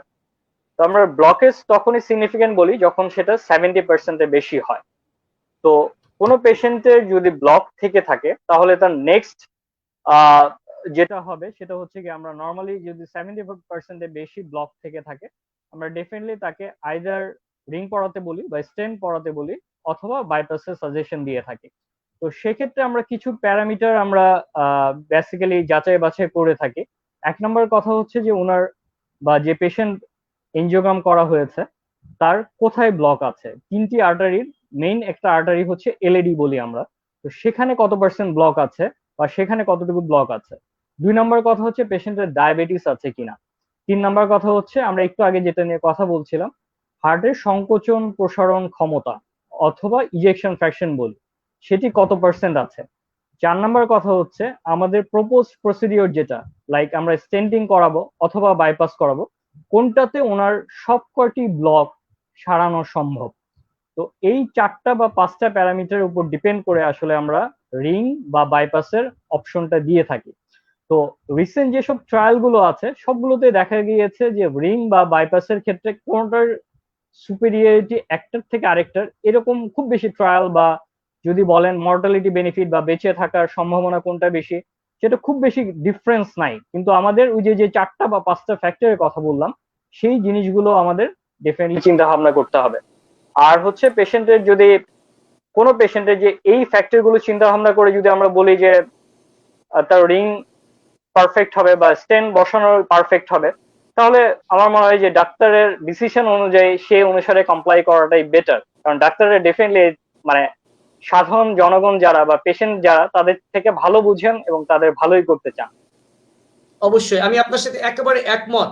সুপ্রিয় দর্শক, নিশ্চয়ই আপনারা এই প্রশ্ন এবং প্রশ্নের উত্তর থেকে জানতে পেরেছেন। যদি আমরা আসলে পেশেন্ট যখন রোগী হয়ে যায় হার্টের, তারপর যায় ডক্টরের কাছে, ডক্টর তখন এভুলেশন করে যদি চিন্তা করেন যে এখানে স্টেন্ট পড়ালে আপনি ভালো হয়ে যাবেন, তাহলে অযথাই বাইপাস সার্জারিতে না গিয়ে স্টেন্ট পড়ানো ভালো। ফার্দার যদি আপনার ফিজিক্যাল কন্ডিশন ডিটোরাইট করে বা আরো খারাপ হয়, তখন যদি আবার রি এভুলেশনের মাধ্যমে যদি মনে করেন আপনাকে সার্জারি প্রয়োজন, তখনই সবচেয়ে বেটার, সবচেয়ে মূল কাজটা যেটা হবে, আমরা যারা ডক্টর না, যারা পেশেন্ট, তারা ডক্টর কি বললেন সেই মতামত অনুযায়ী কাজ করা। আপনাকে অনেক ধন্যবাদ ডক্টর ওয়ালিদ এই প্রশ্নের উত্তরটি দেওয়ার জন্য। আমি একটু আব্দুল্লাহ সাইদ স্যার আপনার কাছে একটু যেতে চাই এই কারণে যে আমরা তো আসলে অসুখ হওয়ার পরই ডাক্তারের কাছে যাই বেসিক্যালি একেবারে। তো ডক্টর ওয়ালিদদের তখন তো আর যারা ডক্টর ওয়ালিদ বা দেশের বড় বড় বিশেষজ্ঞ মমিনুজ্জামান, আপনার সজল ব্যানার্জির মতো অত্যন্ত গুণী কার্ডিওলজিস্ট যারা আছেন, আলী হাসান স্যার, সো ওনাদের তখন ট্রিটমেন্ট ছাড়া তোর উপায় থাকে না, ওষুধ দিয়ে কন্ট্রোল করা ছাড়া কি থাকে না। আমি চাচ্ছি আমি ওষুধ খাবো না, আমি কার্ডিওভাস্কুলার ডিজিজে আক্রান্ত হতে চাই না, আমি একটা সুস্থ থাকতে চাই। এদেশের ইয়াং জেনারেশন একটু কি ব্যাখ্যা দিবেন স্যার, এক্সারসাইজ ফিজিওলজির মাধ্যমে কিভাবে কাজ করলে ওষুধ ছাড়া আমরা সুস্থ থাকতে পারি? Very good, very important question. আমরা যখন দেখি আমাদের শরীরের ব্যথা, যেটা ডক্টর ওয়াহিদ বলেন যে বুকের মাঝখানে যদি ব্যথা হয়, that's a very dangerous part, that means heart really get affected. So আমাদের বুঝতে হবে আগে যে আমি রিস্ক ফ্যাক্টর গুলা বললাম, সেই রিস্ক ফ্যাক্টর গুলা কারণেই আমাদের আর্টারিতে লেশন তৈরি হচ্ছে। লেশন কি? ক্ষত তৈরি হচ্ছে। ক্ষত কি? ওই যে আমাদের বলি না যে নদীতে চর পড়ে, ওরকম চর পড়ে। তো আমাদের যে আর্টারি গুলাতে ভেইনে এবং ক্যাপিলারিজে এগুলা ব্লক হয়ে যায়। যখনই ব্লক হয়ে যায়, কি কারণে ব্লক হয় এটা বুঝতে হবে, ডায়াগনোসিস করতে হবে। তাহলে বিভিন্ন কারণে ব্লক হতে পারে। আপনার যদি কোলেস্টেরল থাকে তাহলে ব্লক হতে পারে, ডায়াবেটিস তাহলে ব্লক হতে পারে, হাইপার টেনশনে এটা ব্লক হয় না directly, but it has some effect to not to do that. তাহলে স্মোকিং এ ব্লক করতে পারে। এইগুলা অল দিস ফ্যাক্টরস আপনাকে আগে জানতে হবে যে আপনি এই 7টা রিস্ক ফ্যাক্টরের মধ্যে কোন জিনিসটা বেশি, কারণ কি, যেটা বলছে ডক্টর ওয়ালিদ যে 7টার মধ্যে 5টা প্রিভেন্টেবল। তাহলে আপনি ডায়াগনোসিস করলেন, ডক্টর ওয়ালিদ বলল যে আপনার একটা লেশন হয়েছে, তার মানে কিছুটা জায়গা পার্শিয়ালি ব্লক হয়ে গেছে। তখন উনি সাজেস্ট করলেন, এটাই ওনার job, to put a stand there. তাহলে কি হলো, ওই ওই ভ্যাসেলটা, ওই পার্টটাকে উনি বড় করে দিলেন যাতে ব্লাড গুলা ফ্লো হয় এডুকুয়েটলি, নর্মালি ফ্লো হয়, এই জন্য উনি ওই স্ট্যান্ডটা বসাই দিলেন। কিন্তু মেইন যে জিনিসগুলা যেটার কারণে এই লেশনটা হয়েছে উনিও জানেন এটা, উনি সেই অনুযায়ী ওষুধ দিলেন, যে ডায়াবেটিসটা কমায় রাখেন, ওষুধ দিলেন, বা কোলেস্ট্রলটা কমায় ফেলেন, ওষুধ দিলেন। কিন্তু আপনি খাচ্ছেন, একই রিদমে খাচ্ছেন, যে কারণগুলোর জন্য এইগুলা হচ্ছে, সেটা হয়তো বা কোনো ভালো ডক্টর লাইক ওয়ালিদ বললেন যে আপনি এই খাওয়াগুলো চেঞ্জ করেন, কিন্তু খাওয়াটা চেঞ্জ করলেন, কিন্তু উনি বললেন যে উনি মেডিসিনের ডাক্তার, উনি ওষুধের কথা বলে না, বলে খাওয়ার কথা, ডাক্তার ভালো না। কিন্তু আসলে that is the right doctor, that is the right doctor. আমি আবারও বলতেছি, যাদের এই ইস্যু আছে, প্লিজ লিসেন টু দ্যাম। তারপরে ভালো ডাক্তার আরো ওই বলে আপনি একটা নিউট্রিশনিস্টের কাছে যান, আপনি একটা এক্সারসাইজ ফিজিওলজি একটা ট্রেনারের কাছে যান, যে অ্যাক্টিভিটিস করেন, that is the good doctor, that is the real doctor. খালি মেডিসিনের ডক্টর না, এটা আমার কাছে, আমি বলবেন এটা। কিন্তু ওই সময়ের জন্য মেডিসিন দরকার, এই জন্য ডক্টর আপনাকে দিচ্ছেন, আপনি কন্টিনিউ করতে থাকেন। তাহলে ফ্যাক্টর গুলোকে কিভাবে বের করব? তাহলে আপনি যদি স্মোক করেন, তাহলে স্মোক করেন না, সিম্পল। আর স্মোক না করলে আপনি মারা যাবেন না, গ্যারান্টি। যদি সালাউদ্দিন আমার কোনদিন প্রশ্ন করে স্মোকের উপরে, আমি আওয়ার আফটার আওয়ার স্মোকের উপরে কথা বলবো, কেন এটা গুড ইফেক্ট, ব্যাড ইফেক্ট, কেন আল্লাহ আমার খুব তৈরি করছে। স্যার একটু ইন্টারাপ্ট করি ডক্টর ওয়ালিদ আপনাকে, আমার খুব অ্যালার্জি আছে। আমি একটা প্যাকেটের মধ্যে ধূমপান বিষপান লেখা আছে, বাজে বাজে চিত্র দেওয়া আছে, সরকার কর্তৃক অ্যাডভার্টাইজমেন্ট করা হয়, এর পরও আমার গাইডের অর্থ, কষ্ট করে অর্জিত অর্থ কেন ব্যয় করবো এর পিছনে? এটা নিয়ে আমি একটা অ্যাপ্রিসিয়েট করবো। আমি জানি না কিভাবে দেখবেন স্মোকাররা, তবে আমি চাই এই জাতি ধূমপান মুক্ত হোক। Sir continue. ওকে, তো এখন ধূমপানের উপরে তুমি কথা বলছো, আমি কথা বলবো। তারপরে হাইপার টেনশন, তাহলে টেনশনটা কিসের? কোনো লাভ অ্যাফেয়ার আছে, দরকার নাই। ওই মেয়ে যদি আপনার পিছনে না আসতে চায়, বাদ দেন, ওটা টেনশন করেন না আপনি। তারপরে আপনি চাকরিতে হয়েছে, বস যেটা বলে সেটা করেন, টেনশন কমে যাবে। কি, হোয়াট ইউ গোনা লুজ? তারপরে আপনার ওর গাড়ি আছে, আপনার গাড়ি নাই, ঠিক আছে, আপনার বুঝতে হবে who you are, what is your limit. এখন একজন মার্সিডিজ আছে, আপনাকে মার্সিডিজ কিনতেই হবে, টেনশনে রাত্রে ঘুম নাই, don't do that, that effect your health. যদি এখানে হেলথ না থাকে, তাহলে আপনি মার্সিডিজ দিয়ে গাড়ি দিয়ে কি করবেন? Why? All you have to know who you are, what is your limit. যদি যখনই আপনি জানতে পারবেন আপনার লিমিট কতটুকু, দেন আপনি দেখবেন আপনি অনেক শান্তিতে ঘুমাচ্ছেন, আপনি অনেক শান্তিতে আপনার লাইফ লিড করতেছেন। This is the problem. তারপরে কেউ স্যান্ডউইচ খাচ্ছে 20 টাকা দামের ফাস্টফুড, আপনার টাকা নাই, খায়েন না, don't go and commit any injury in your health. তারপরে ডায়াবেটিস হচ্ছে, আপনি ওটা করেন না, আপনি ফিজিক্যাল অ্যাক্টিভিটিস করেন। কি অ্যাক্টিভিটিস করেন? আপনি বলবেন হ্যাঁ আমি তো রান্না করি ডেইলি, আমি তো এটা করি ওটা করি, আমি কম এক্সারসাইজ নাকি? না, that is not the exercise, that is regular activity. এটা যদি না করেন, তাহলে what is the difference between me as I'm doing the regular activity and people lying on the hospital bed? Same thing.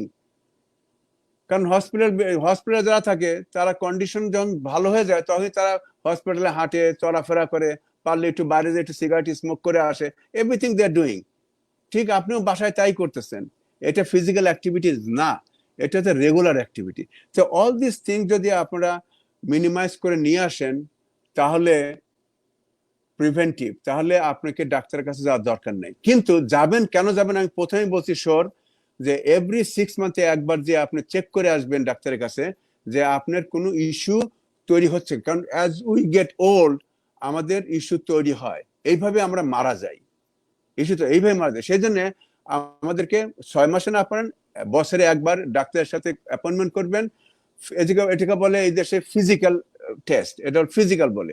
এখানে blood নেয়, এখানে sugar check করে দেখে, এখানে একটা ইকেজি করে। That what exactly simple thing to do. do it, go doctor, don't neglect to go to the doctor, we need doctors. তারপরে যদি ওই অবস্থা থেকে আসেন, আমি আপনাদেরকে হেল্প করতে পারি, আপনাদের কোনো গ্রুপ করে আমাকে বলেন আমি কিভাবে এই 5টা জিনিস আপনাদের করতে হবে, I can help you out. But এই 1 ঘন্টার শোতে এত বলা সম্ভব না, ইটস এ বিগ কোর্স। তো আমি সাজেস্ট করবো এগেইন, আপনারা প্রিভেন্টিভ মেজারটা আগে নেন before you go to the doctor and depend on medication. Again আমার বলা ঠিক না, তবু বলবো medication help to suppress the disease. There's no medication cure the disease. I'm sorry to say, but I think I have to say, medication only suppress the disease. Disease-টা রাখে দেয় কিন্তু cure করে না। তো কিওর না করে তাহলে কিওরটা কি করতে হবে? আপনার লাইফ স্টাইলটাকে চেঞ্জ করতে হবে। যে লাইফ স্টাইলের জন্য আপনি মেডিকেশনের উপর ডিপেন্ডেন্ট হয়ে গেছেন, সেই লাইফ স্টাইলকে রিভার্স করতে হবে। যখন রিভার্স করবেন তখন দেখবেন আপনি অনেক বেশি হেলদি থাকবেন। এটাই আমার সাজেশন আপনাদের জন্য। Thank you Salauddin. স্যার ধন্যবাদ খুব সুন্দর করে বুঝানোর জন্য আমাদেরকে, কারণ আমাদের দেশের লোকরা বুঝেও বুঝে না, আবার অনেকে বুঝতে চেষ্টা করে না। এই কথাটি কিন্তু কোভিড-19 নিয়ে ডক্টর ওয়ালিদ বলছিলেন কিভাবে ফ্রন্ট লাইনে বাংলাদেশের ডক্টররা কাজ করছেন, এবং এই ডক্টরদের মধ্যে 1000 ডক্টর ইনফেক্টেড, বুঝতে পারছেন যে কত কঠিন কাজ এবং কতজন ডাক্তার মারা যাচ্ছে। এই ডাক্তাররা এগুলো জাতির অ্যাসেট। একটা ডাক্তার বা ইঞ্জিনিয়ার কারা হন? যে সবচেয়ে মেধাবী। ডক্টর ওয়ালিদ কিন্তু মির্জাপুর ক্যাট কলেজ থেকে পাস করেছেন এবং সে বোর্ডে স্ট্যান্ড করা, এবং সেখান থেকে সে বাংলাদেশের ঢাকা মেডিকেল কলেজে গোল্ড মেডেলিস্ট একজন ডক্টর, এবং সে খুব অল্প বয়সে অনেক উপরে। আমি ডক্টর ওয়ালিদের কাছে একটু যেতে চাই। ডক্টর ওয়ালিদ, আমরা হার্টে চিকিৎসায় বাংলাদেশে কতটুকু স্বয়ংসম্পূর্ণ? আমরা জানি যে এখন বাংলাদেশের those who are VIP person, দেশের অত্যন্ত গুরুত্বপূর্ণ নাগরিক, যাদের দ্বারা দেশ অচল হয়ে যাবে, তারা প্ল্যানিং, আমাদের পরিকল্পনা বা প্ল্যানিং মেকার যারা, ওনারা কিন্তু এখন হার্টের রোগের ট্রিটমেন্টে দেশের বাইরে যাচ্ছে না, বাংলাদেশে। আমরা জানি যে ডক্টর মমিনুজ্জামান, ডক্টর সজল ব্যানার্জি, আলী হাসান, আরো অনেক, আমরা যদি বাংলাদেশ এখানে আমরা যে ফজিলাতুন্নেসা মালিক, নেসার আহমেদেরা সকলে দুর্দান্ত ডক্টরে পরিণত হয়েছেন। এই বাংলাদেশের এই ফিল্ডটা, বাংলাদেশের হৃদরোগের ট্রিটমেন্টটা বিশ্ব ট্রিটমেন্টের সাথে সামঞ্জস্য রেখে বাংলাদেশের ট্রিটমেন্টটা কিভাবে অগ্রসর হলো? ধন্যবাদ সাউদ্দিন ভাই, আসলে খুব রিলেভেন্ট একটা কোয়েশ্চেন করার জন্য।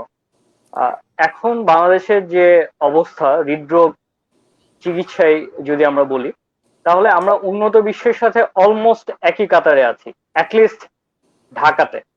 আমি স্পেসিফিক্যালি বলবো যে যদি আপনি কনসিডার করেন, ঢাকার আমাদের অলমোস্ট গভর্নমেন্ট ফ্যাসিলিটিস যদি বলেন, জাতীয় হৃদরোগ ইনস্টিটিউট এবং হাসপাতাল আছে, ঢাকা মেডিকেল কলেজ হাসপাতাল আছে, এবং অন্যান্য অনেক মেডিকেল কলেজ হাসপাতালে ক্যাথ ল্যাব ফ্যাসিলিটিস যেটা খুব এসেনশিয়াল এনজিওগ্রামের জন্য বা পেস মেকারের জন্য, সব ফ্যাসিলিটিস কিন্তু আমাদের আছে। কিন্তু সেই ফ্যাসিলিটিস গুলো কিছুটা লিমিটেড, কারণ আমরা 16 কোটি বা 18 কোটি যাই বলেন, এত জনবহুল একটা দেশে এই ফ্যাসিলিটিস ক্যাথ ল্যাব যেটা আছে আমাদের 40-এর মতো আছে আর কি। আমরা খুব লাকি যে আমাদের প্রফেসর সহল ব্যানার্জি স্যার আছেন, আমাদের আলী হাসান স্যার আছেন, আমাদের মমিনুজ্জামান স্যার আছেন, আমাদের মীর জামাল উদ্দিন স্যার আছেন, আমাদের আফজাল স্যার আছেন। মানে এরকম নাম বলে শেষ করা যাবে না। আমাদের কোয়ালিফাইড ফিজিশিয়ান বা কোয়ালিফাইড কার্ডিওলজিস্ট বলেন, বা even cardiac surgeon Jahangir Kabir sir আছেন, অসিত বরণ অধিকারী স্যার আছেন, তারা সবাই খুব ভালো কাজ করছেন এবং উন্নত বিশ্বের অলমোস্ট একই রকম কাজই করছেন বা একই স্কিল নিয়ে কাজই তারা করছেন। কিন্তু আমাদের যেটা করতে হবে সেটা হচ্ছে আমাদের যে কেয়ারটা বা হৃদরোগের কেয়ারটা ঢাকার বাইরে এক্সপান্ড করতে হবে।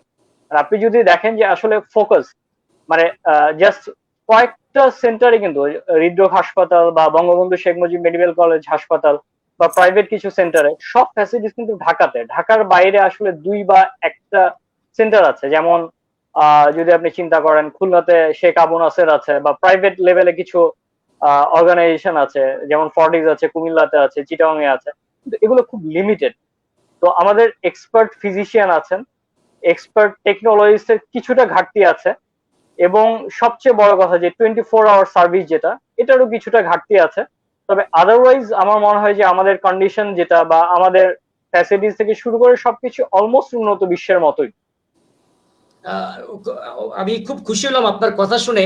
আমার মাও একজন হৃদরোগ পেশেন্ট, এবং আপনি শুনে একটু ভালো লাগবে যে 2003 সালে যখন ওনার প্রবলেম ব্রিগেডিয়ার মালিক স্যার 1985 ওনার ট্রিটমেন্ট করতেন এবং সেখান থেকে বলেছিলেন ওপেন হার্ট সার্জারির জন্য সাজেস্ট করেছিলেন। আমার চাচাও ডক্টর ছিলেন, উনি হায়দ্রাবাদ থেকে পাশ করা, উনি সাজেস্ট মানা করেছিলেন যে হৃদরোগে এখন যেমন হৃদরোগে একটা বাইপাস সার্জারি করলে 90% লোক বেঁচে যায়, হ্যাঁ 10%ও 90% আরো বেশি বেঁচে যায়, আর তখন হলো 90% মরে যেত আর 10% হয়তো সার্ভাইভ করতে পারতো, এই কারণে করনি।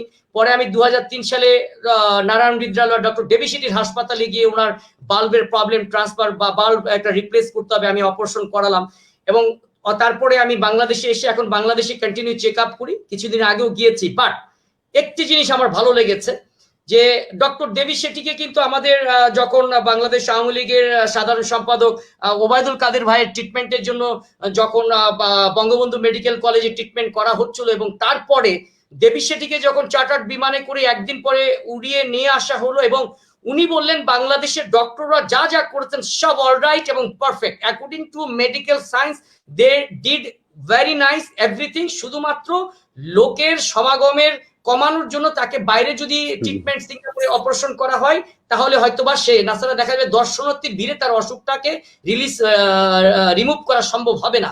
সেখান থেকে আমার একটা বিশ্বাস যে বাংলাদেশের ডক্টর একদিন পর দেবী শেঠির মতো ডক্টর এসে বলেছে যা করেছে এবং তাকে সার্ভাইভ করিয়েছে সবকিছু পারফেক্ট, অর্থাৎ বাংলাদেশের কার্ডিয়াক ডিপার্টমেন্ট যে অনেক সমৃদ্ধ হয়েছে সেই ঘটনার থেকে কিন্তু আমরা অনুধাবন করতে পারি, আমরা বুঝতে পারি।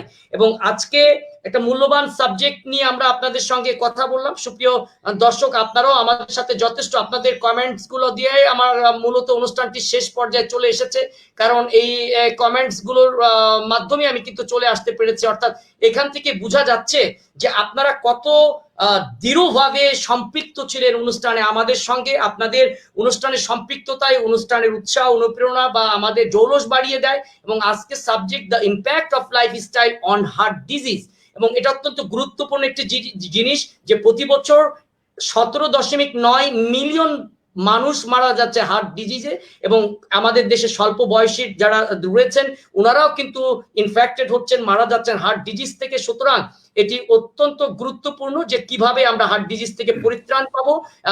ইউএসএ থেকে এক্সারসাইজ ফিজিওলজিস্ট, বাংলাদেশের 17-18 কোটি লোকের মধ্যে কিন্তু এক্সারসাইজ ফিজিওলজিস্ট নেই।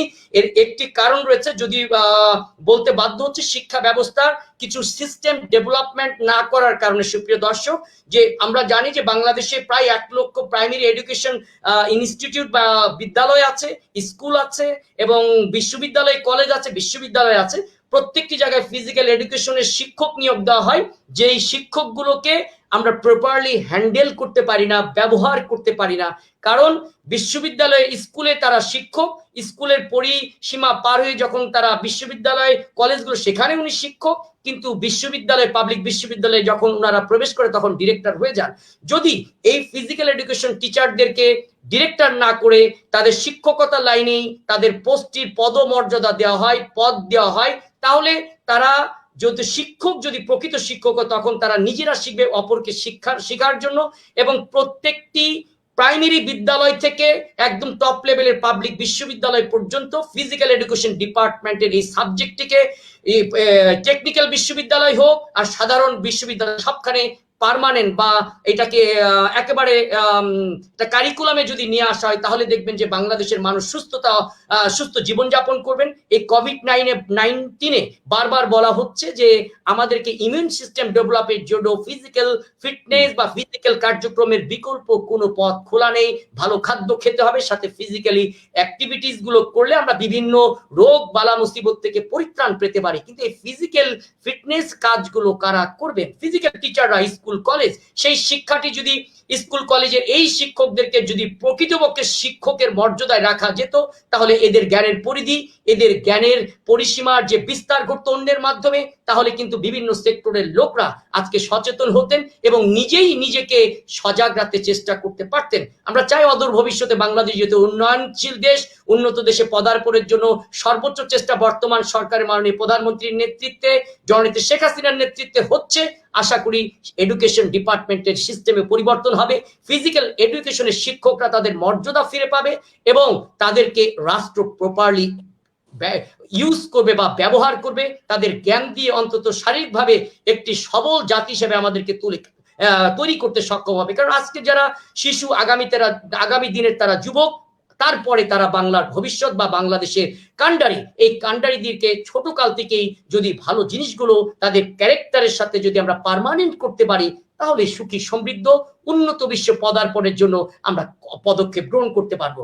আজকে আপনারা শুনলেন এবং দেখলেন আওয়ার ভিউ আওয়ার ভয়েস অনুষ্ঠান, যেখানে অতিথি হিসাবে দুজন গুণী ব্যক্তি উপস্থিত ছিলেন।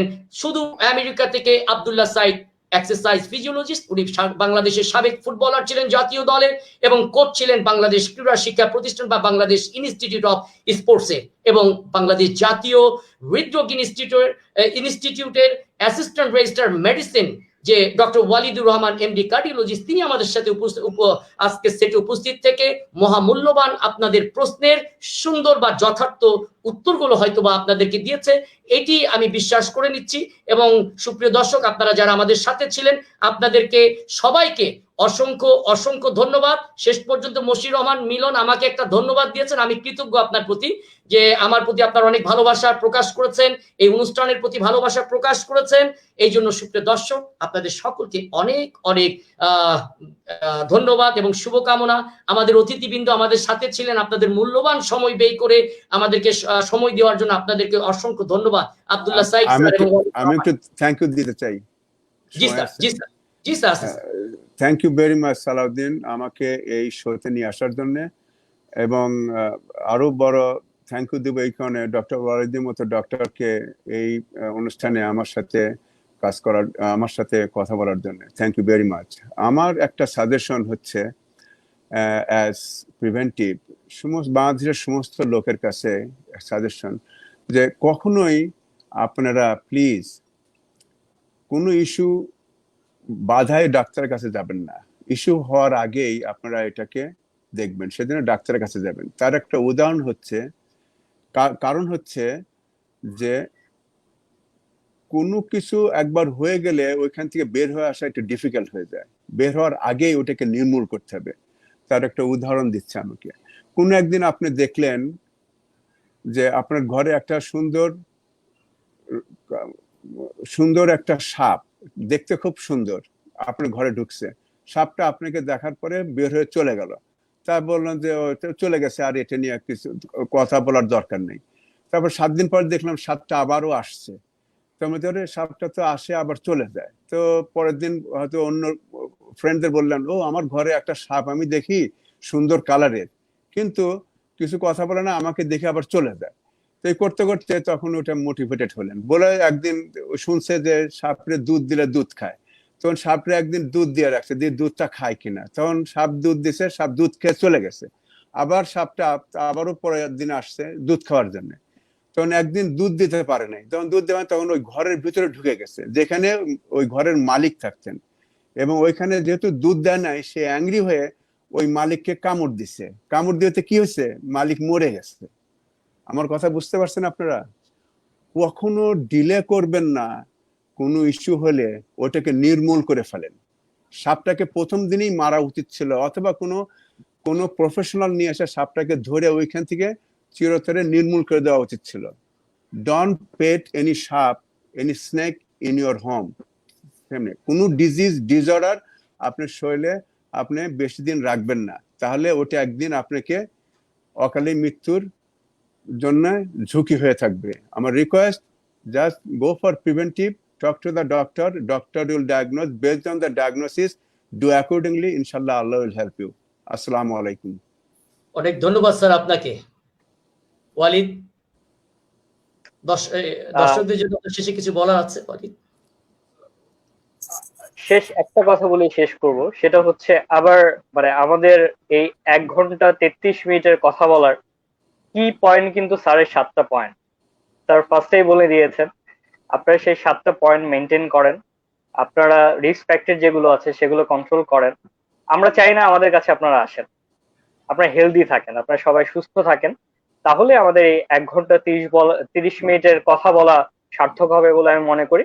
এবং সবাইকে শুভেচ্ছা এবং ধন্যবাদ, এবং স্যারকেও ধন্যবাদ যে স্যারের সাথে আসলে কথা বলতে পারাটাও বা একসাথে কথা বলতে পারাটা একটা বিশাল সৌভাগ্যের ব্যাপার। Thank you sir.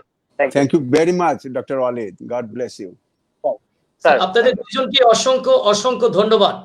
সুপ্রিয় দর্শক, ভয়েস অনুষ্ঠান আপনারা দেখছিলেন, আপনারা পরামর্শ শুনলেন হার্ট ডিজিজ হলে কি করতে হবে। আমাদের খাদ্য অভ্যাসের একটি পরিবর্তন আনা প্রয়োজন, ভালো খাবারগুলো আমাদের খাওয়া প্রয়োজন এবং রেগুলার যে আমাদের ঘরের মধ্যে একটা ভালো এনভায়রনমেন্ট তৈরি করতে হবে, আনন্দ ঘন একটা পরিবেশ তৈরি করে রাখতে হবে।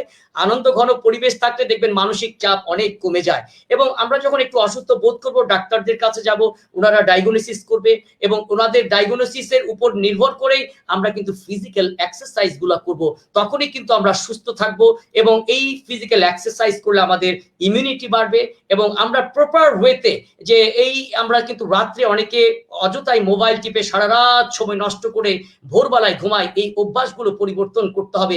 অভ্যাস মানুষের দাস এবং মনে রাখতে হবে অভ্যাসের দাস যদি মানুষ হয়ে যায় তাহলেই কিন্তু প্রবলেম। আমাদের সঠিক সময় ঘুমাতে হবে, পারফেক্টলি ব্রেনকে শরীরকে বিশ্রাম দিতে হবে, তাহলে কিন্তু আমরা বেঁচে যাব এই ধরনের হার্ট অ্যাটাক থেকে, অন্তত আমরা বেঁচে যাব। আমরা চাই যে গোটা বাংলাদেশের মানুষ হার্ট ডিজিজ নামক ভয়ঙ্কর ডিজিজ থেকে যেন বেঁচে যায় এবং যাওয়ার আগে সর্বোপরি আরো একবার সতর্ক করে দিতে চাই আপনাদেরকে যে কোভিড-19 গোটা বিশ্ব আক্রান্ত। এই জন্য সবচেয়ে বড় প্রয়োজন আমাদের সকলের ঘরে থাকা। যখন বাইরে বের হব তখন কিন্তু আমাদের একটা সোশ্যাল ডিস্টেন্স বজিয়ে চলা উচিত এবং সেই জন্য অন্তত 2 মিটার অন্তত একটা ডিস্টেন্স একে অপরের সাথে মেনটেন করা প্রয়োজন। বাইরে বের হওয়ার যখন হব কোভিড-19 থেকে মুক্ত হওয়ার জন্য মাস্ক ডেফিনেটলি ব্যবহার করব। যখন গাড়িতে আমরা বসবো সিটে অন্যের সাথে একটা দূরত্ব বজিয়ে রাখবো এবং সুপ্রিয় দর্শক আমরা প্রতিনিয়ত দ্রুত কিছুক্ষণ পরপর হাতগুলো সাবান দিয়ে পরিষ্কার করব। কোভিড নামক করোনা জীবাণু যেন আমাদেরকে স্পর্শ করতে না পারে, যদি হাতে লেগেও থাকে সেগুলো যেন সাবানের খাড়ে মৃত্যুবরণ করে, আমাদের অন্যের কোনো ক্ষতি না হয়। আজকের এই অনুষ্ঠানে আমাদের সাথে আপনারা ছিলেন, আপনাদেরকে ধন্যবাদ। আমাদের অতিথিবৃন্দ আব্দুল্লাহ সাইক এবং ডক্টর ওয়ালিদুর রহমান, আপনাদেরকে ধন্যবাদ। শুভ রাত্রি।